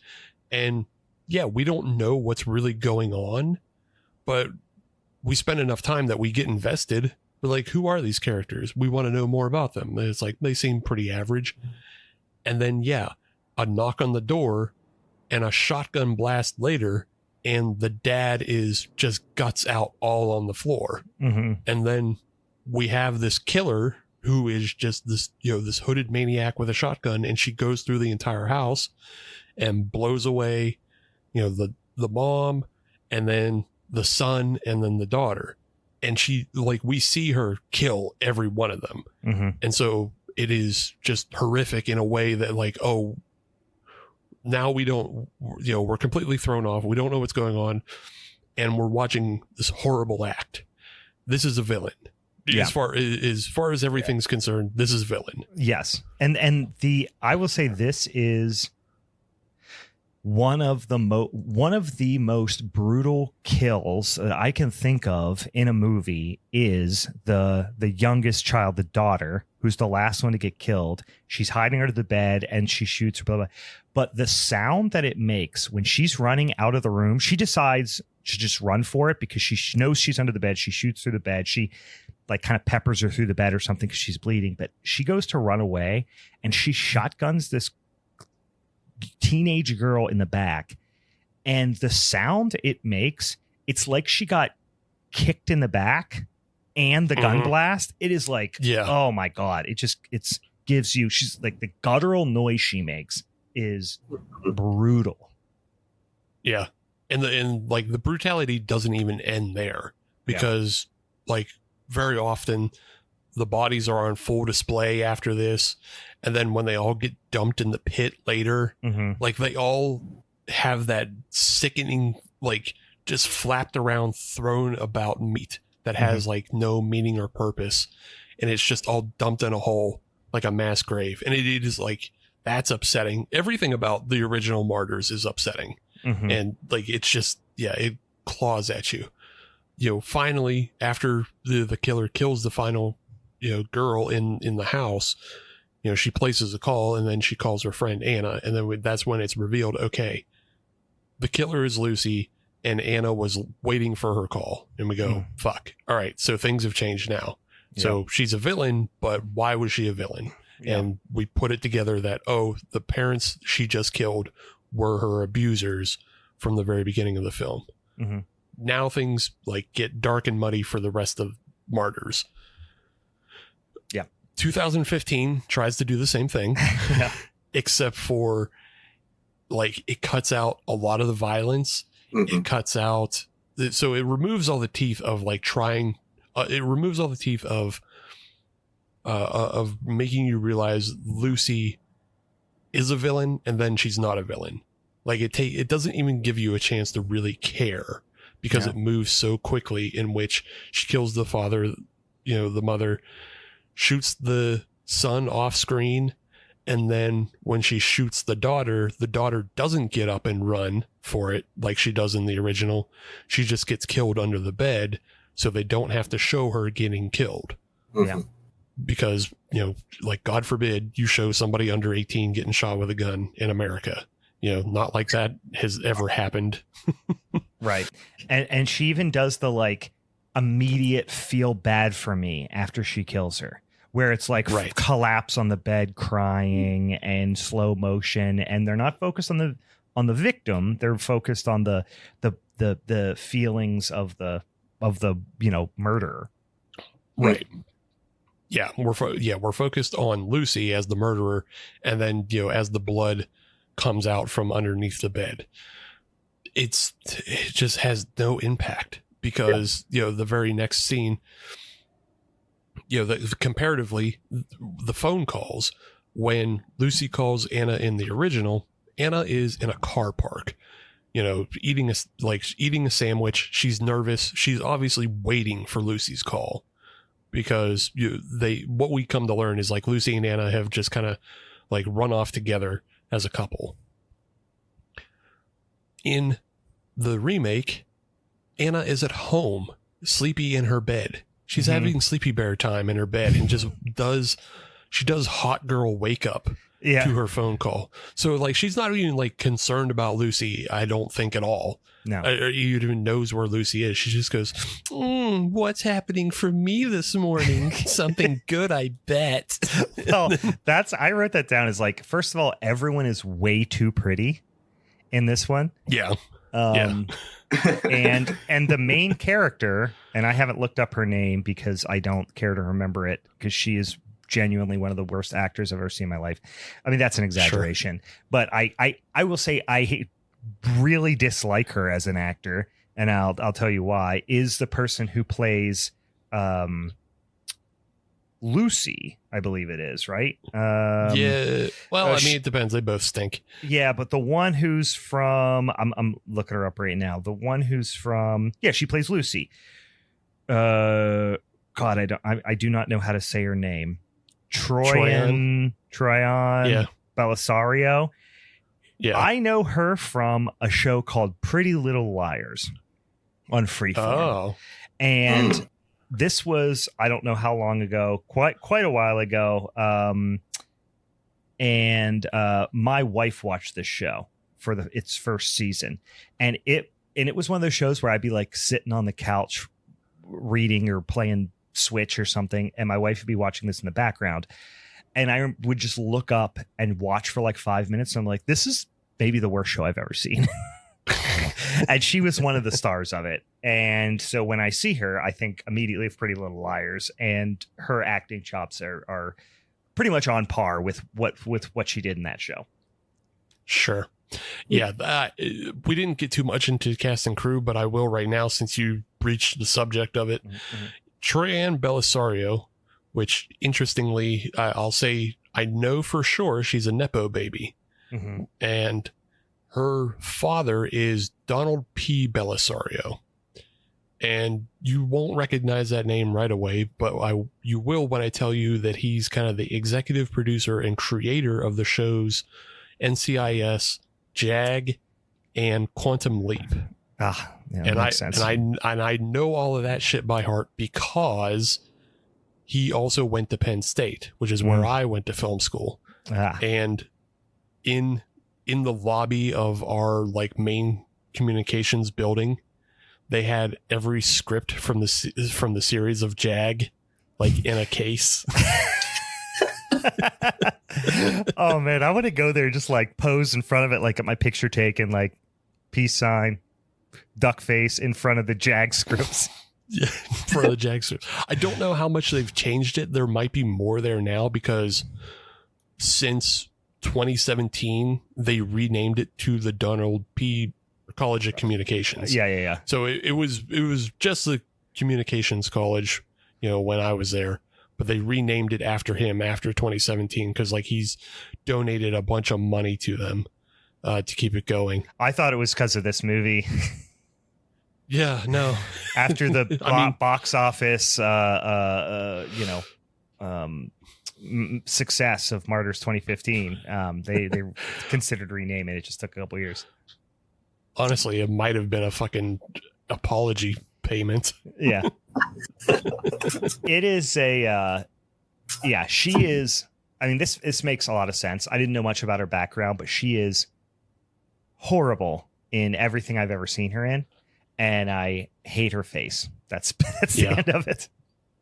Yeah, so Troyan Belisario, sorry, even though I'm Penn State alum and all, she stinks. Yeah. The girl playing Anna, Bailey Noble, also stinks. The directors Kevin and Michael Gertz, depending, they also are fucking terrible, and the only thing you would know them from are Puddle of Mud music videos. Hell yeah. Makes so much sense.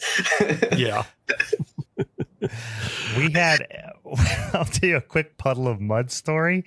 They came to Youngstown one time when I was in college, and one of our friends tried for weeks to get everyone to go. Like, he'd be like, "Hey, you guys want to go see Puddle of Mud?" And we'd be like, I don't know, maybe. And then just try to drop it. And then the next day he'd be like, "Hey, gonna get those Puddle of Mud tickets. Who's in?" And we'd be like, I'm not sure yet. And so that became like a joke for years afterwards. It's like anytime we saw him, if he suggested anything, we'd be like, you know what? I'm going to hold off on those Puddle of Mud tickets for right now. Yeah. Hold off on those. Yeah. So there are two interesting credits in this film. One is the writer, is Mark L. Smith. He, in the same year, also wrote the screenplay to The Revenant. Whoa. Well, we see where he gave the majority of his effort that year. Yeah, right. Everything else he just wrote this one. Like, he kept this script like it was a notebook on the back of the toilet. So he was taking a shit. He would jot a couple lines down.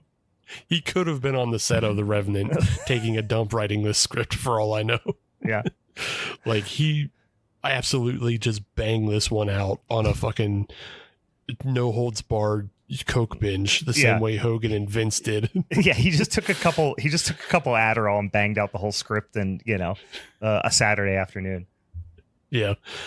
But even though he wrote The Revenant, everything else he wrote has kind of been genre-y and not like particularly super special, but like not terrible either. He also wrote Overlord, and then he wrote the new Twisters film that came out. Mm. So like he's not an awful writer, but he's also just like like this is a real weird one to be in your fucking bag of like, oh yeah, I also wrote fucking the Letterboxd 1.4 star Martyrs remake. I mean, you think this got pitched to him as like something just as cynical as like, hey, Martyrs, that's a great movie. People love that movie. Nobody wants to watch a foreign film. Let's just remake it. We're going to remake it.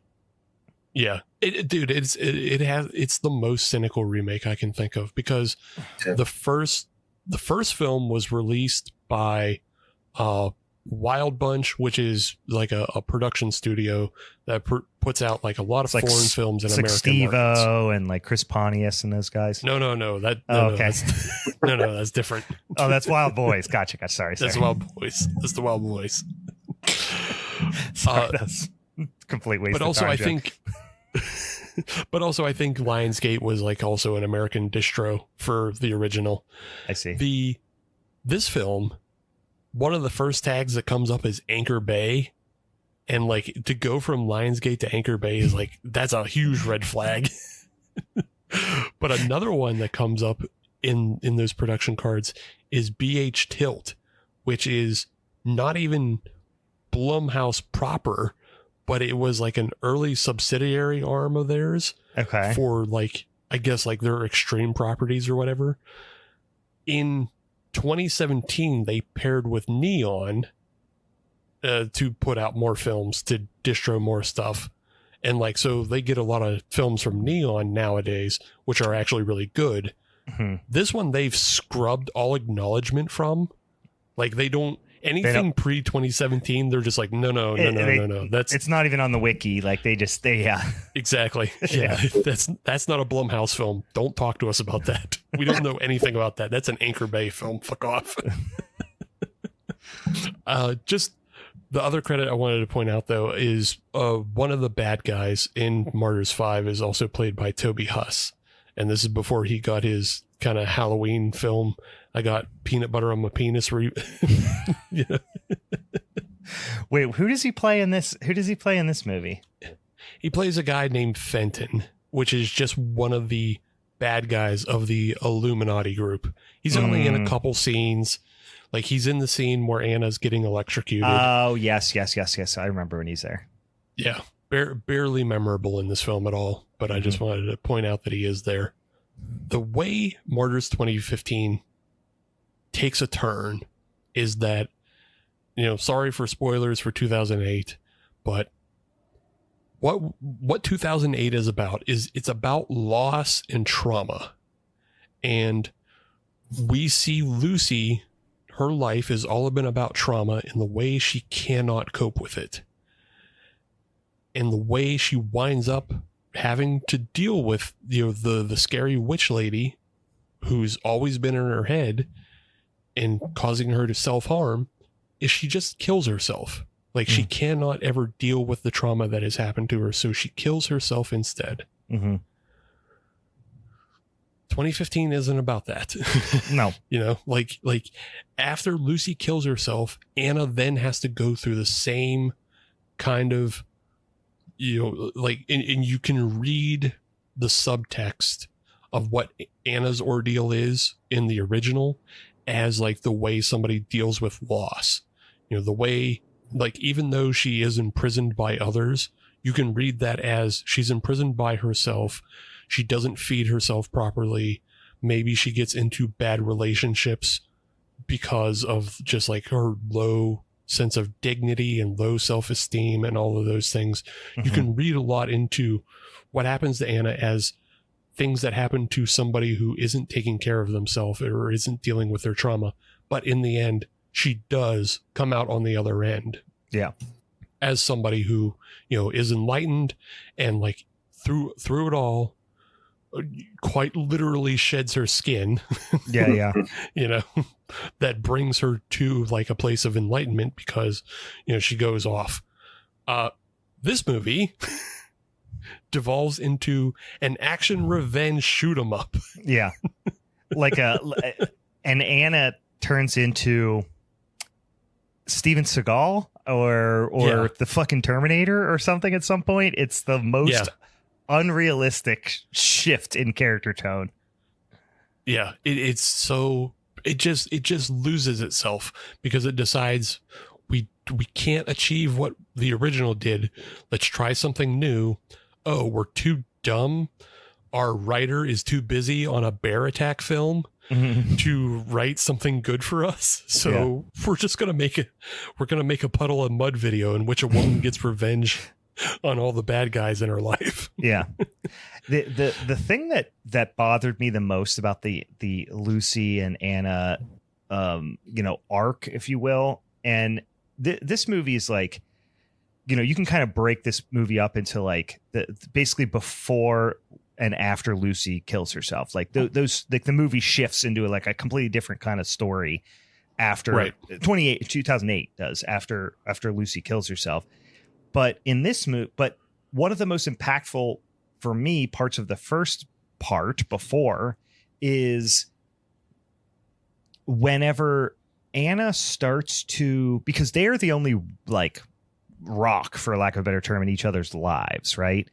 And when Anna starts to question Lucy as to whether or not she actually killed the right family, it's a really gradual thing. And she never really loses full faith in Anna, but leading up to, and it really including when Lucy kills herself, she's not 100% convinced. And part of the horror for the audience is, oh shit, was Lucy actually just a cold-blooded murderer and her psychosis from trauma caused her to become somebody who murdered a family in cold blood? Because now we care about her and Anna, and we would prefer that not to be the case. We want them to be the bad guys, Right.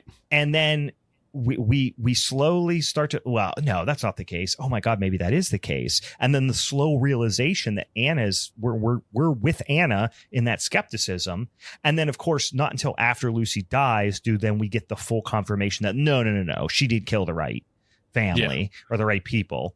In the 2015 version, Anna starts like wavering immediately. She's like, what did you do? Like, she's just like, she's just not on her side at all from the beginning.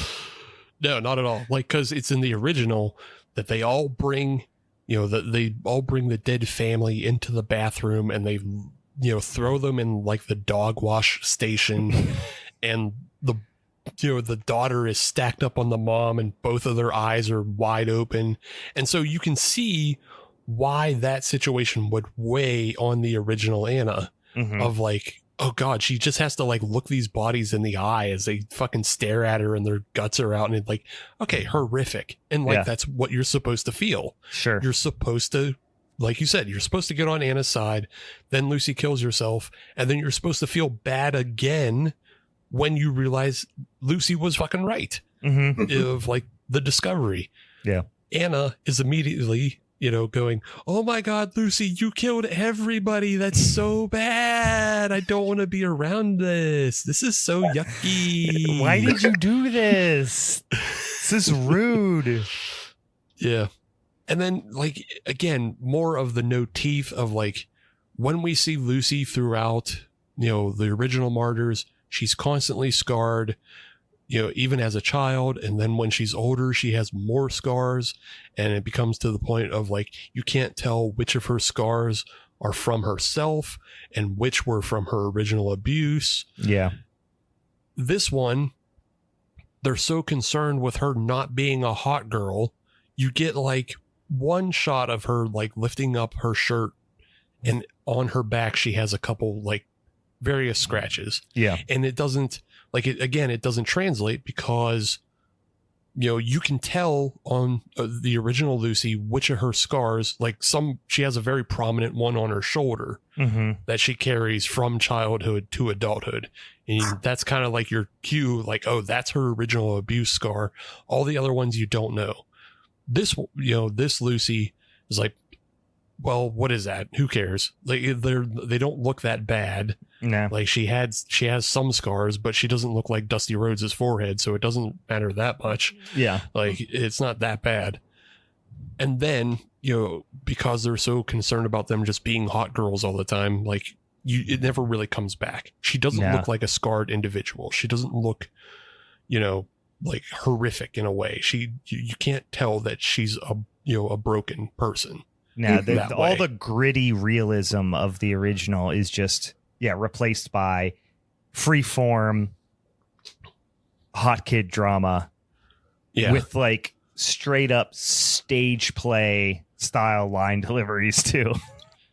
Like this movie is probably horrific for 12-year-old homeschool kids, but for you're never gonna see it. Yeah, like for an adult, it means nothing. It's like they took the 2008 version, put it in a blender, pureed it up for people who cannot mentally chew or don't want to. So it just goes down easy. Goes down easy. Yeah, it is the skim milk version of Martyrs for sure. Yes, it's the skim milk version. The Lucy killing herself is not only just kind of the splitting point for the original film, but it's also where this new film splits off. Lucy attempts to kill herself, sort of, by throwing herself over a banister. She just takes a tumble and bonks her head. She's fine. Like they weren't even brave enough to kill her in this film. And then the Illuminati group that is searching for martyrs shows up, imprisons all the girls, and again, the movie loses all its teeth because in the original, we watch Anna go through this terrible ordeal locked in a basement. There's almost no music in that original film. When she reaches the basement, there's like no soundtrack. It's just all you hear is abuse and her getting punched and her getting fucking beaten and like all the indignities she suffers. And the music really doesn't come back until she starts to like accept her fate and let go. And then she starts to hear music again and she starts to hear like Lucy's voice in her own head. And like, it is fucking horrific to, go through with her. In this, we follow Anna as the protagonist, but she doesn't get beat really. She gets electrocuted. That's kind of a torture. And then she watches and listens to everybody else get tortured. Yeah. She is never really a participant in the ordeal for the most part. Yeah. And then she gets thrown out of the house because she's not one of the martyrs that they're looking for. Whereas like the original, martyr Illuminati, they would have taken her anyway, because the whole point is just young women. They can do it to any young woman and turn her into a martyr to try to find what's on the other side. Yeah. This, nope. They're just like, not you, Anna. It's Lucy for some special reason, and we're not going to explain it. And off you go into the pit. And hope you don't find your way back and do action movie Rambo shit, because that would be super bummer for us. I hope you've never seen Punisher Warzone and don't emulate that on us. Yeah.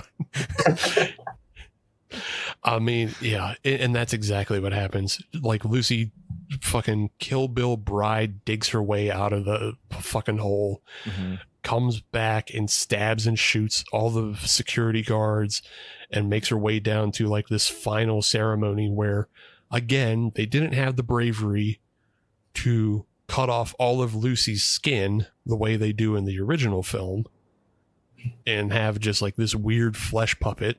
They cut some of her skin. They flayed some of it off her back, but you don't see it again after the scene that they do it in.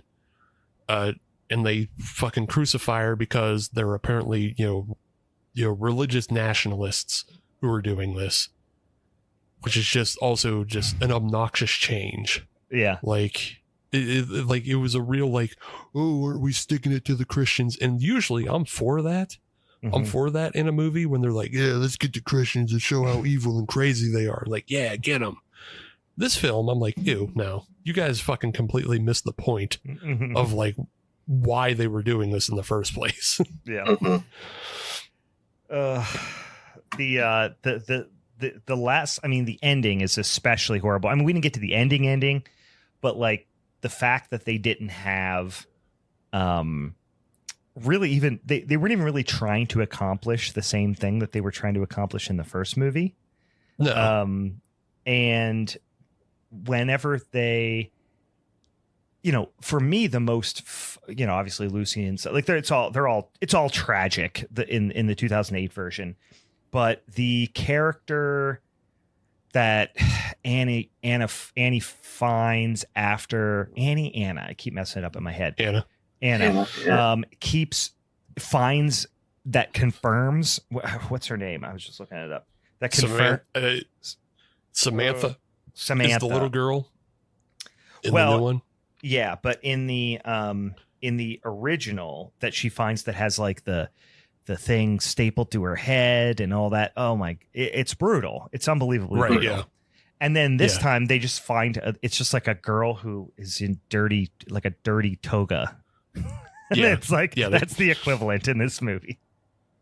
Yeah, they find one of Fagin's like, thief child that he keeps. Yeah, again, like that character in the original that has, like the thing stapled to her head and everything is like, she's a character that's meant to represent like how Anna, you just further drive the point home of like, Anna can't save everybody. Anna can only save herself. And this whole like, oh, we found a little girl in a basement. Isn't that terrible? Little girl? And it's like, yeah, but you don't see anything happen to her, and she gets to run away and call the police. Like those are her two functions, to go, isn't that terrible? And then call the police. Yeah. The 2008 was so brutal. Like they made her look like super emaciated and like her head was shaved and like oh God, yeah. It was horrific. Yeah, she's covered in cuts and has like a fucking like a huge hole in her knee. And it's like every time you see that hole in her knee, you're just thinking of like, what if the wind touches it? What if salt water got in it? What if, just everything about it makes you cringe. Yeah. And then just like, it's a continuous tragedy until you reach the end. And the end is like Anna finally lets go, and Anna sees the other side, and she sees what the answer is, and she gives the answer to this woman, Eleanor, who is like in charge of everything. I believe she's just called Mademoiselle in the original, but Yeah. and it leaves you on this, you know, cliffhanger ending, because after Anna tells this old woman, you know, what's on the other side, the woman just kills herself. Mm-hmm. Because it's whatever she is told, it's caused people to speculate about the film forever and ever. Like, what did she tell her? And, you know, personally, I always, you know, my personal read is always like, oh, she was told that there's nothing on the other side. And like, it makes all of her pursuit fruitless. Mm-hmm. But I read a different take recently as I was preparing for this episode, and the answer, it doesn't matter what the answer is what this person was saying. It's the fact that there was an answer. Mm-hmm. And because there was an answer, whatever you're told in that instance, you know, you couldn't imagine it, but now that you know the answer, it negates the rest of your life. Yeah.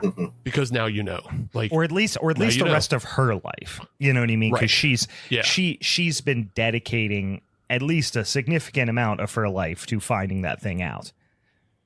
Yeah. And then, you know, the whole setup is like she was supposed to reveal it to all these other old lizard people who have been a part of the same thing, part of the same cult. Yeah. And she just knew, like, oh, it would ruin it for all of us. So she just kills herself because she can't. She's not going to live a life carrying that knowledge. Yeah. So, yeah. This film, Anna, after she's done doing a shoot 'em up, it just has a priest go, I heard what she said, and then shoots himself in the fucking... Here's the best part about that is because she tells in 2008, like you said, she only tells Mademoiselle.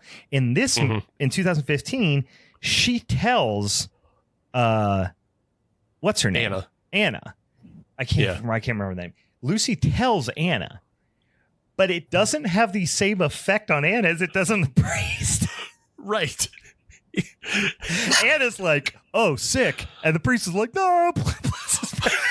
I heard what she said. Blow. And then I think this is one of the few movies where I got a genuine belly laugh out of a guy shooting himself in the mouth.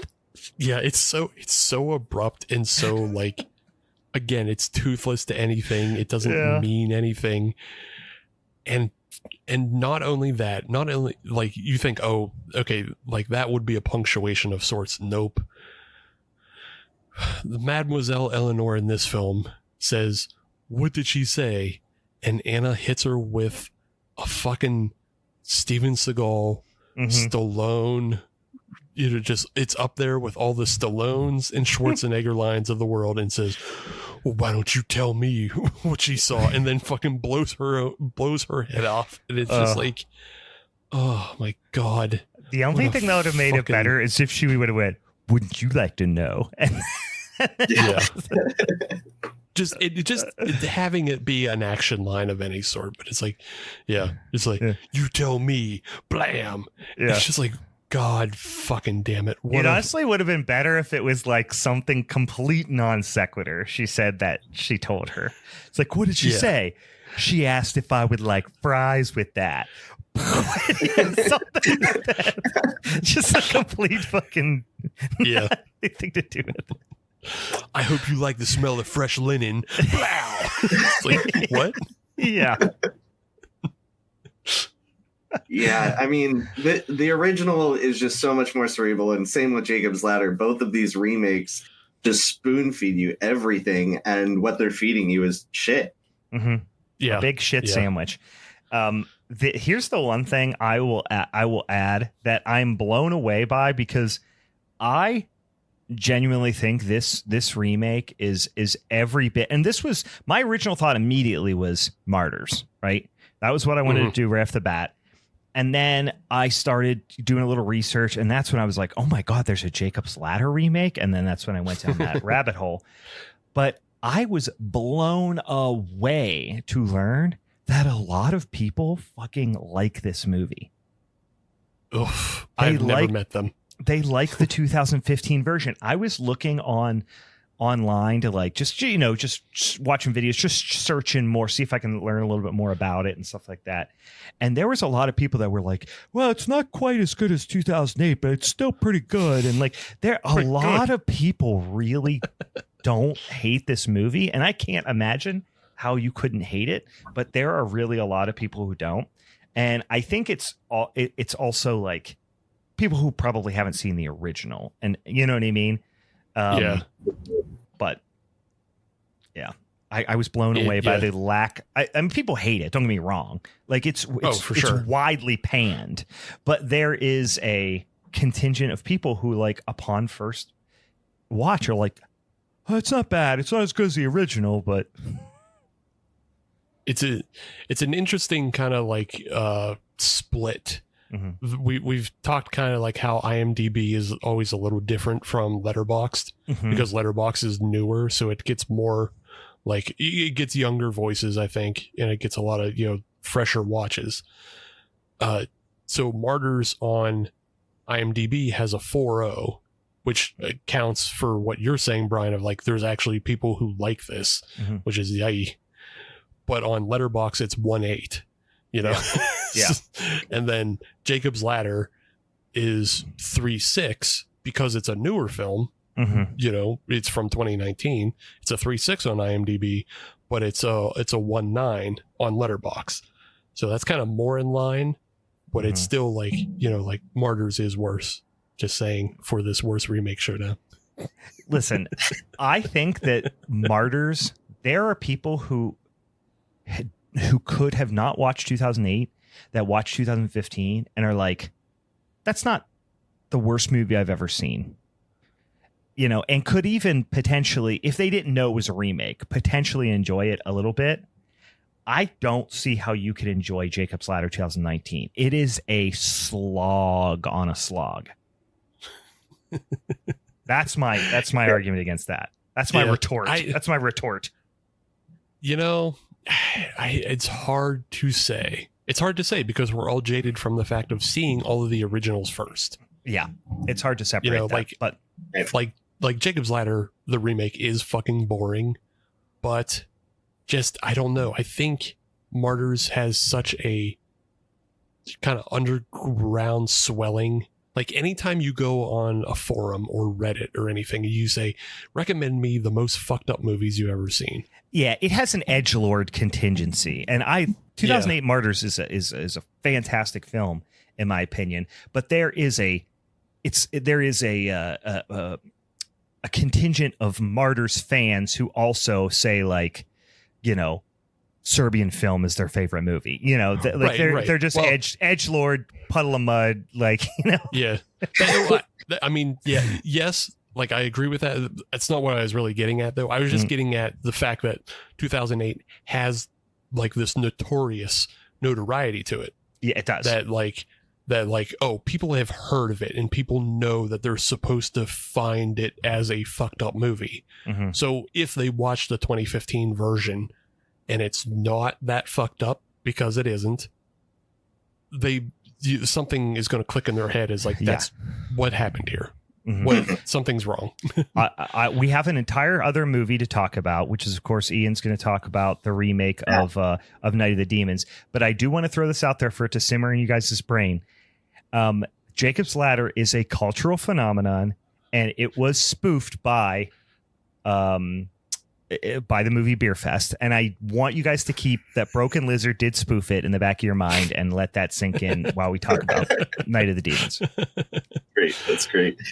Yeah, I mean, both of those movies, like Jacob's Ladder, the original, it may not be as well seen as some other horror films, but I think the people that have seen it like really highly regard it. And Martyrs falls into that camp of like, it's my least favorite kind of reason to remake a film is just because it's not in English.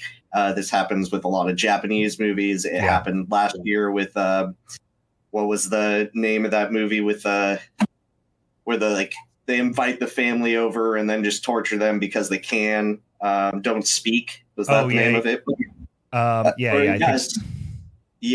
of those things, or Speak No Evil or something All like that. All I can think of is Funny Games, which is obviously not it, but yes. I mean, Funny Games, yeah.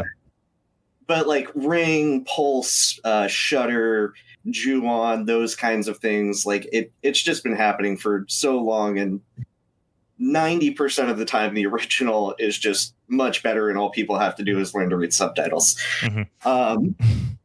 I tried to find a movie that was going to be enjoyable to watch, and also hit a reason for remakes I think are important. Like sometimes a movie has a really good premise but not perfect execution, and I think those are the kinds of movies that need to be remade more.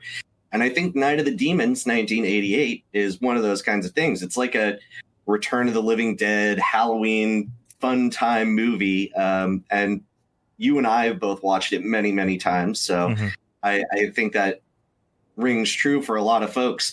But this 2009 version just fails to do anything good that the first one didn't. So yeah, 1925, New Orleans. Evangeline is hosting a party to try and crush on her boy Lewis, and who's into black magic. So they have a seance, and she ends up releasing some demons and committing suicide. In the present, Maddie and her friends head to a party held by Angela, who is played by Shannon Elizabeth of American Pie fame. Oh, yeah.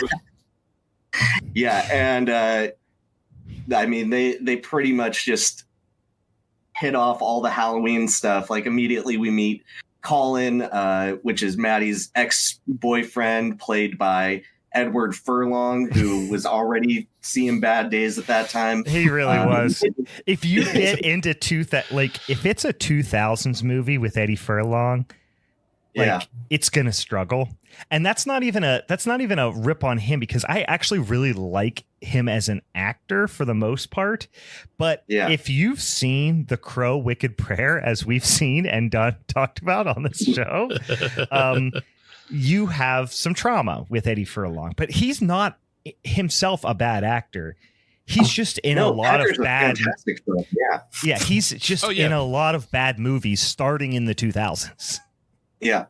I haven't seen his most recent film, but he was in a movie with Shelley Duvall last year that was made in Staten Island called The Forest Hills. Yeah, we're familiar. So Maddie and her friends partying it up. Angela says everyone needs to really cut loose, and eventually the police show up, break up the party, and folks head back in, and the demons get unleashed. We find out that they need 7 sacrifices before they can be fully unleashed from this house, and the gate is closed and people have to survive until morning, which is the same premise as the first one. Can I say real quick that Shannon Elizabeth's speech/story she does at the top of the staircase makes me want to kill myself, but kind of in a good way. I kind of enjoy it. Yeah. I mean, so it's just another silly party, kill a movie with a bunch of cameos. We do get the original Suzanne. Linnea Quigley shows up as a ballerina, which was how she was dressed in the 88 film. Yeah. But she didn't even do a Sour Balls line. I saw this one other time and just kind of had it on the background, half paying attention. Right. So this is the first time I sat down and really watched it. And I was like, because I didn't notice the creepy, because she does the turn around, bend over thing, which she does in the original movie in the convenience store. And even in the convenience store, it's a little creepy. And it's kind of meant sleazy. To be. It's sleazy. It's sleazy. And this one it's creepy. Yes, correct. Yeah, exactly. This time she bends over in front of 2 young girls, and they kind of look at each other like, I don't know if that looks supposed to be this is a crazy old lady, or if they're happy about it. I don't know, but it made me very uncomfortable. Yeah, I didn't like that editing choice either. That was very upsetting. Yeah. It made me very mad. Well, that's why we have this as the worst remake, because that really creepy edit there. Well, no, that's just one point. That's all. But But yeah, I mean, there's a bunch of like spooky monsters popping out, skeletons. The demons keep showing up. People are getting bit and turning into demons, and it's super 2009 in all of those ways. Yeah, and it came at a time when that Hollywood was just remaking all the horror movies from the 80s. This was kind of on the tail end of the slasher boom that kind of started in the early aughts. But yeah, I mean, eventually Maddie does trick the demons by tying a rope around her waist and not her neck, pretending that she has hung herself, and then she is able to climb through the gates to her freedom as morning comes. Mm-hmm. Yeah. The one thing I will say about this movie, and yes, it is bad, really bad. Yeah. I would say that the first part with the girls like preparing to go to the Halloween party, I don't know if I can remember 3 performers with less chemistry on screen together. Like, it is absolutely painful. But I will also say, for being 100% stupid trash, this movie's kind of fun. Just a little. Yeah. It's a little bit fun, and like it actually gave me. This is like I said, it's Groundhog's Day. I watched this earlier this week, late January, and it kind of gave me my first like fun Halloween vibes of 2025. I was like, it's a Halloween party scene. I'm a sucker for a Halloween party scene, and this is a really shitty, dumb early 2000s Halloween party scene. Yeah, it's right in line. So the movie was made in 2009 and it's set in New Orleans, and so it is very much biting off kind of that time of like post Katrina, of like, let's revitalize the city with filming. Mm-hmm. And so Hatchet was another film that got made, I believe, post Katrina, and they all kind of brought in that business. But like, this film has a wonderful look about it for a time, because every scene has 3 or 4 unmotivated light sources of different color. It is a really fun, colorful film to look at. And you're like, yeah, I was watching it because I actually hadn't seen this before. I've only seen the original, but I was watching this. I was like, I don't know what everybody's so mad about. What the hell is Ian talking about? There's like, it's all colorful. You got this one lady putting aloe vera on her cooch. That's crazy. This movie's sleazy and grungy right off the top, and it's full got of color. It's got that like mild to medium early 2000s homophobia. Too. Like, yeah. There's a lot of not gays in there. Like the whole kissing scene, like the spin the bottle scene. Yes. Of like, they got Maddie and Suzanne to kiss, and everybody's hooting, and they're like, ooh, ooh, ooh, lesbians, ooh, ooh, ooh, never seen it before. And then the moment 2 guys have to kiss, it's like, no, hemming and hawing, and it's like, all right, already, we know that they don't like it. You don't have to spend this long telling us they don't like it. I know they don't like it. Yeah. Well, and Adam Girish, the director, seems to be a big Halloween fan too. He's done, Tales of Halloween, other genre stuff.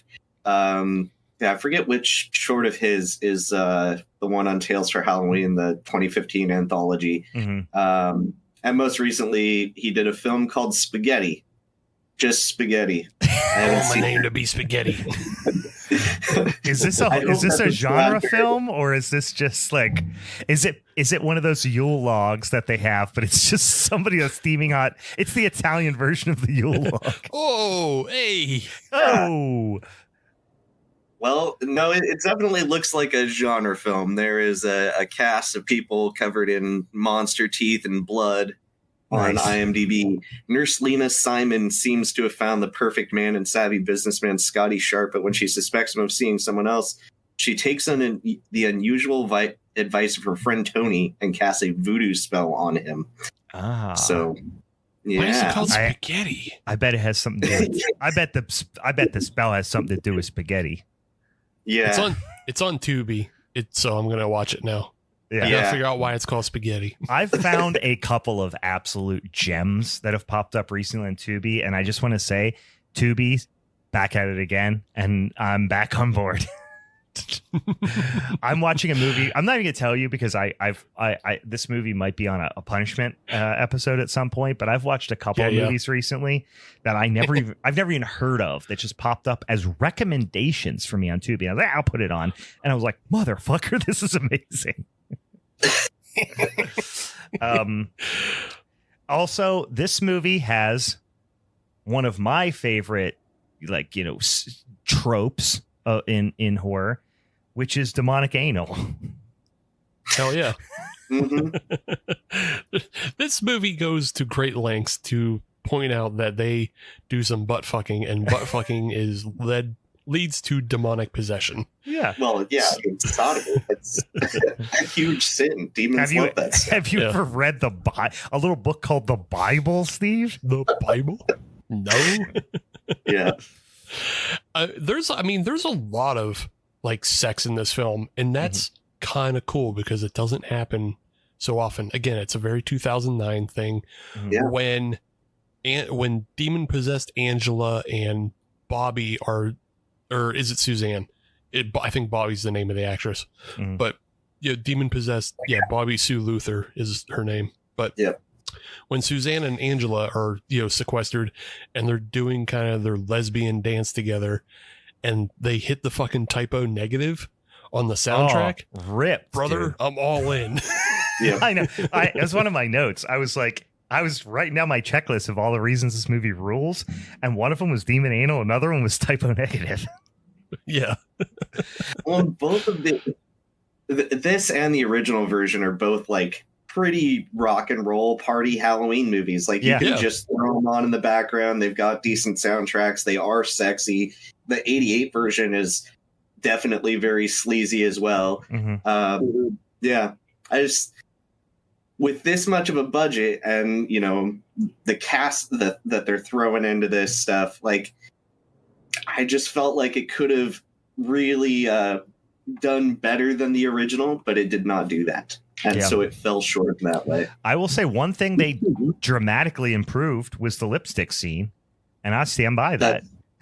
Yeah. Because it's not bad. That amazing line delivery of she put the lipstick in her nipple and it fell out of her pussy. Yeah. I love when she pulls out a big goopy hand, and it's just a big gross goopy hand. That's not bad. And most of the stuff in this film is practical. It's a lot of practical effects for the most part. The only ones I really didn't care for was the vine scene in the basement. The vines were fucking shit. That was shit. Yeah, that was bad. The other thing that I really did hate, and they only did it a couple times, and it was really the setup for the party, but this is such an early 2000s trope that I never really took note of before, is the idea of putting things in slow motion that don't necessarily need to be in slow motion, just to add to make it seem a little bit more intense than it is.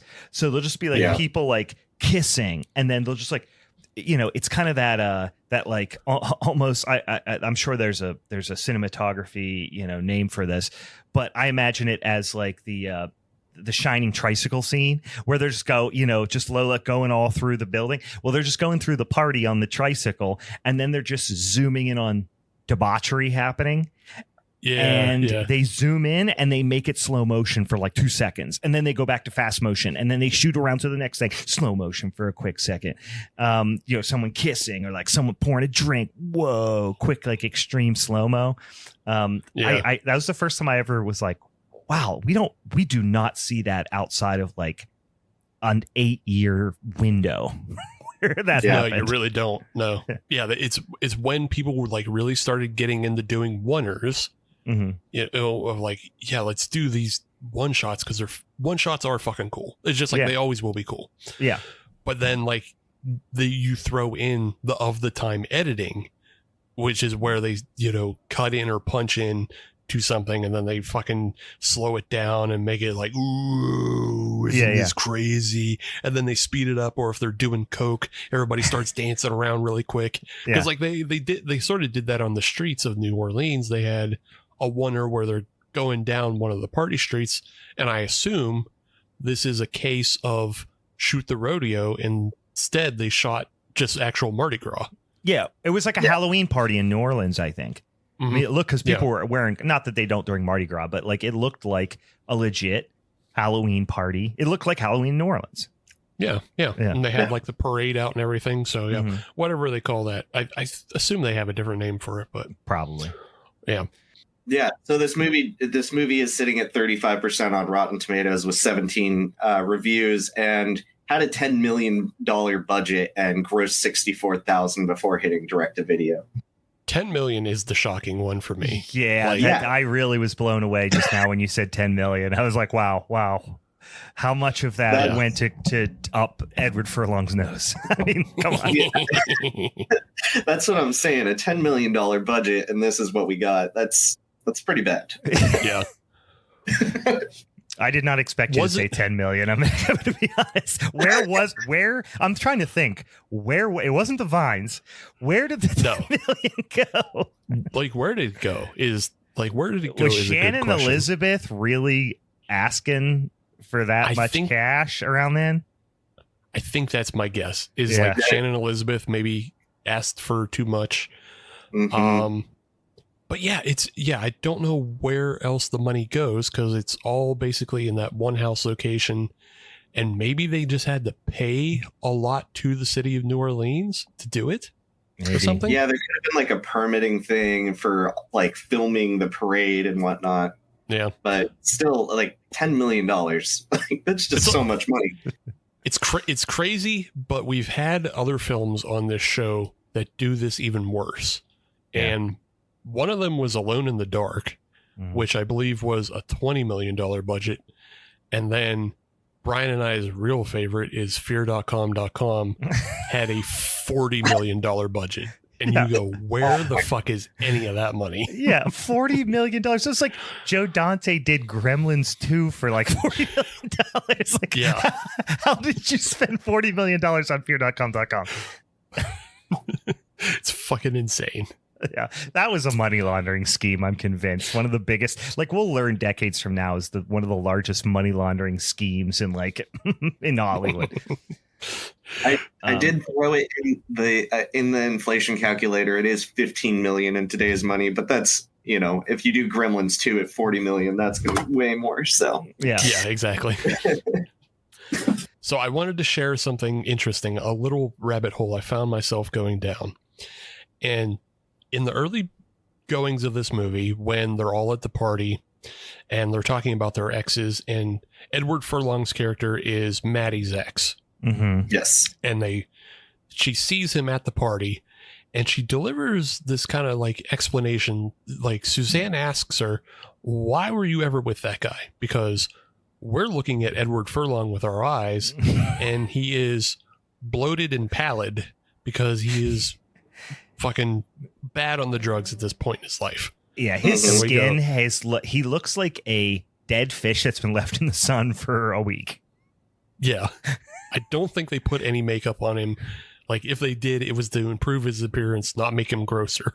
Yeah. And so she says this, and we're like, yeah, why were you with him, Maddie? And Maddie goes on this kind of like thing about like, oh, he's nice, he does this, he does that. And then she says, and he fucks real good. Yeah.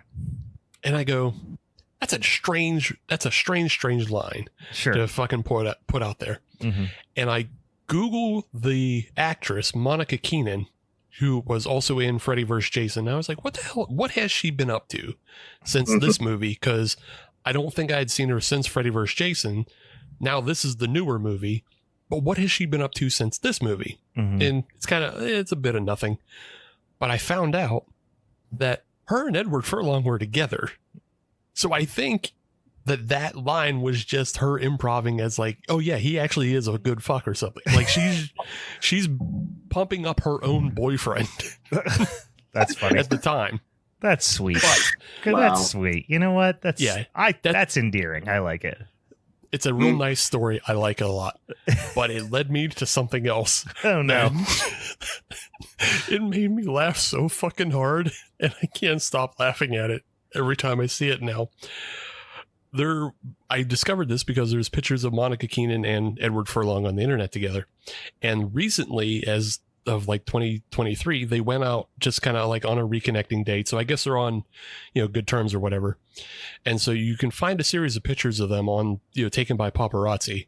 And then I'm going to put them in the chat here. You can see here they are just out on the town together, having a good time. Yeah. Yeah. Wonderful, wonderful picture together. They're nice people. And then there's this picture. Oh my God, I can't wait. That looks like Edward Furlong is kicking a dog. Oh, Eddie. Yeah, it does look like a loose dog approached them. Is like kind of snapping at her, and Edward Furlong is kicking it. That does appear to be what's happening. I can't. Yeah. This is very much speculation, but it's super speculation. But this dog is not on a leash. This dog is And in the previous photo that we've seen of them, there was no dog. Like they're not out walking their dog. This is not their dog. He didn't get tripped up by this dog. Like this dog just showed up. Yeah. Yeah. It just looks like Edward Furlong was caught kicking a dog. You know what, though? By the paparazzi. And Dan in the Discord here, in his defense, he is a superhero of sorts. I mean, his crow instincts might have just kicked in there. Yeah, his crow instincts kicked in to save her from the dog. Yeah. So it's totally fair. It's just a really unfortunate series of photos because you see all the ones like they're just out having a nice day on the town together. Yeah. And then there's just this one that like somebody's kicking a dog. What do you think? Do you think that dog like stole his smokes? That is in my mind probably what happened. He does look very startled as well. Yeah. He doesn't have a look on his face of like, I'm gonna fucking punt this dog. It's a oh no. Oh no, yeah. Yeah. Well-known dog kicker Eddie Furlong. Back at it again. All right. Any final thoughts on Night of the Demons, Ian, before we take this thing to vote? Nope. Let's head over to vote. All right. So once again, reminding everybody at home, the movie that I talked about was Jacob's Ladder from 2019. Steve talked about Martyrs from 2015, and Ian talked about Night of the Demons from 2009. So, Ian, you also get to decide the order in which we vote. It's, customary to vote in the order we talked about, but you can it is well within your rights to switch that up. So how would you like to do it? Let's stick with the order. Okay. All right. So that means that I vote first. It may be obvious, but I kind of like Night of the Demons 2009. I think, Ian, you hit the nail on the head. This is a great movie, or maybe Steve said it. It's a great movie to look at and not pay attention to. And so this is a wonderful movie just to put on in the background while you're working, which I often do. Fans of the show will know that I always have a movie on in the background, and I'm kind of half watching it, half talking. I've got a short attention span, so I'm like, bopping back and forth. I'm watching some weird ice witch rip somebody up right now.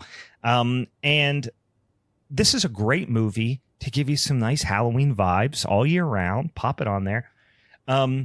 It had the least to do with its original subject matter, I would say, although the premise was there. The characters were entirely different. They didn't try to remake too many scenes besides like the lipstick scene and that sort of stuff.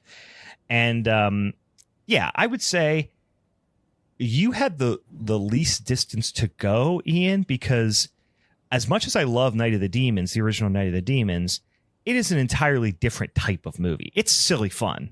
Even the original silly fun, which I think in this instance, when Steve and I went for like pretty intense movies, in comparison, it kind of put you at a disadvantage indirectly. And also, I kind of like the remake. So for that reason, I think it's probably pretty clear at this point. I'm going to go with Martyrs. I mean, to have a movie that is one of the most just gut-wrenching watches in horror, and then to turn it into this just sterilized piece of shit that is annoying to watch, and not at all like you don't care about the characters at all. In fact, you're actively wishing something bad would happen to them. And then to take a famous ending, infamous, I would say, ending, and to just turn it into Punisher Warzone and a Steven Skull catchphrase, like, and then they just like fall asleep together. It's unforgivable. So I'm gonna vote for Martyrs 2015 as your first vote, right? Making me the victor. No. I'm sticking with mine. I still think Jacob's Ladder is the biggest discrepancy, because I stick to the fact that, and the only reason I'm, the main reason I still think Jacob's Ladder is a worse remake is because, like I said, I do think that somebody with not the worst taste in the world, but just looking for just a dumb horror movie to throw on, could have not seen 2008 Martyrs, put on 2015 and went, it's serviceable. But I don't think under any circumstances anybody could watch 2019 Jacob's Ladder and go, that's serviceable.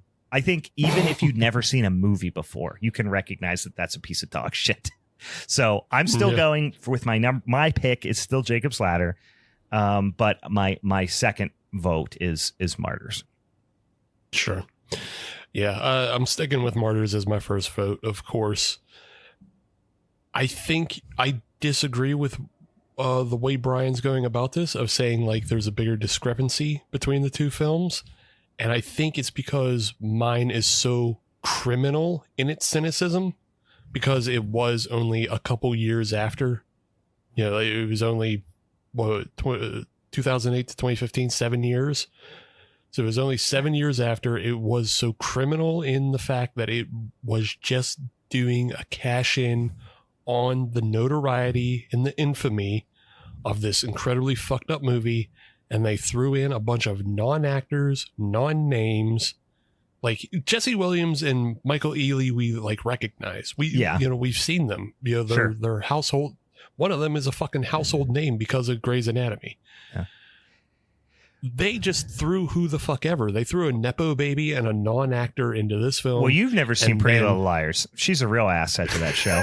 And also, Steven, how dare you? Some people can't read, and they would love to enjoy the Martyrs cinematic universe, but they can't read.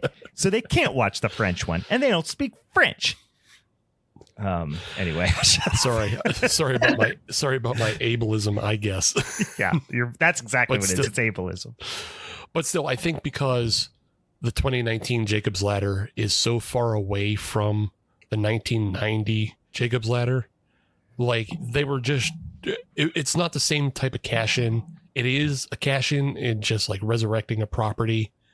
But yeah, I don't know. It doesn't feel as criminal, and therefore not as worse. It feels like they tried to do something with this one, but losing budget or losing time or whatever, like it just made it a worse movie.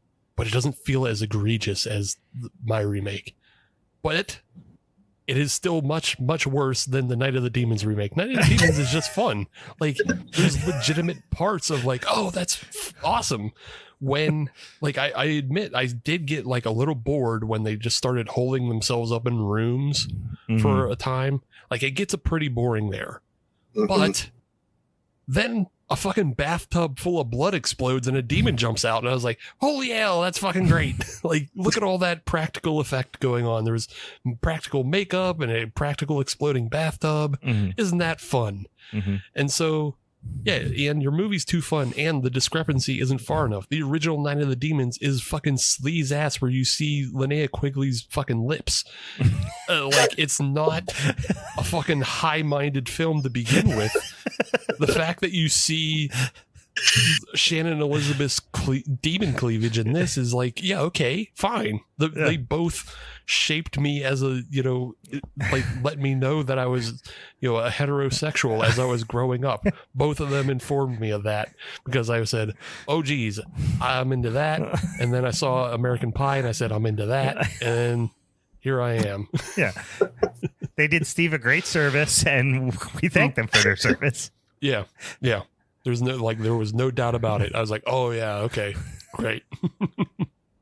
Yeah, no, I mean, my pick is going to be Martyrs for my first vote, but I am going to, like, my setup is that I was, thinking about what makes, like, why are movies remade, and what is the mark that we want to, like, actually set there. And I think, Martyrs and Jacob's Ladder were both completely unnecessary. Martyrs even more so, just because it was, like you said, the cash grab for making an English version. Where I picked Night of the Demons, seeing those other options was like, hey, we got to have one fun movie to talk about, because these are both like tougher, more cerebral, existential movies. And again, I thank you for your service as well.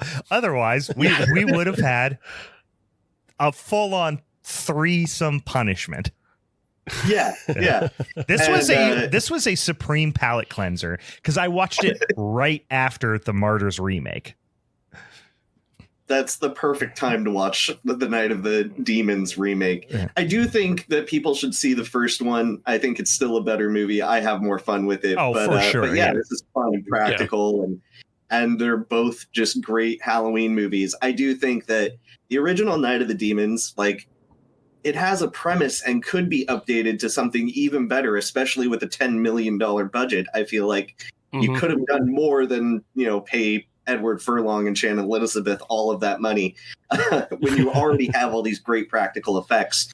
So it could have been a better remake, but it's not the worst remake of these three. $10 million still blows me Jacob's Ladder.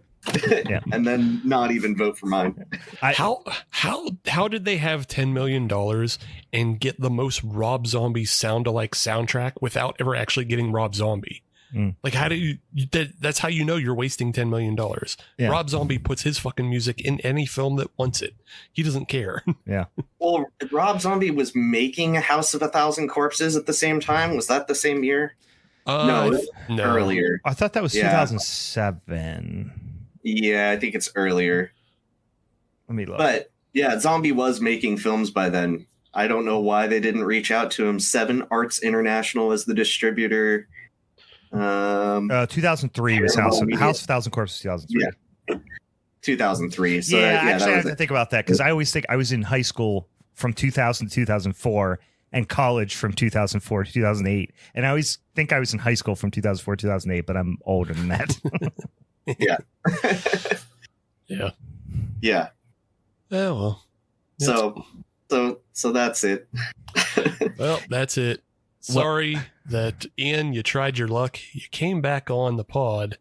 And guess what? You didn't win. You didn't keep your title. You lost it.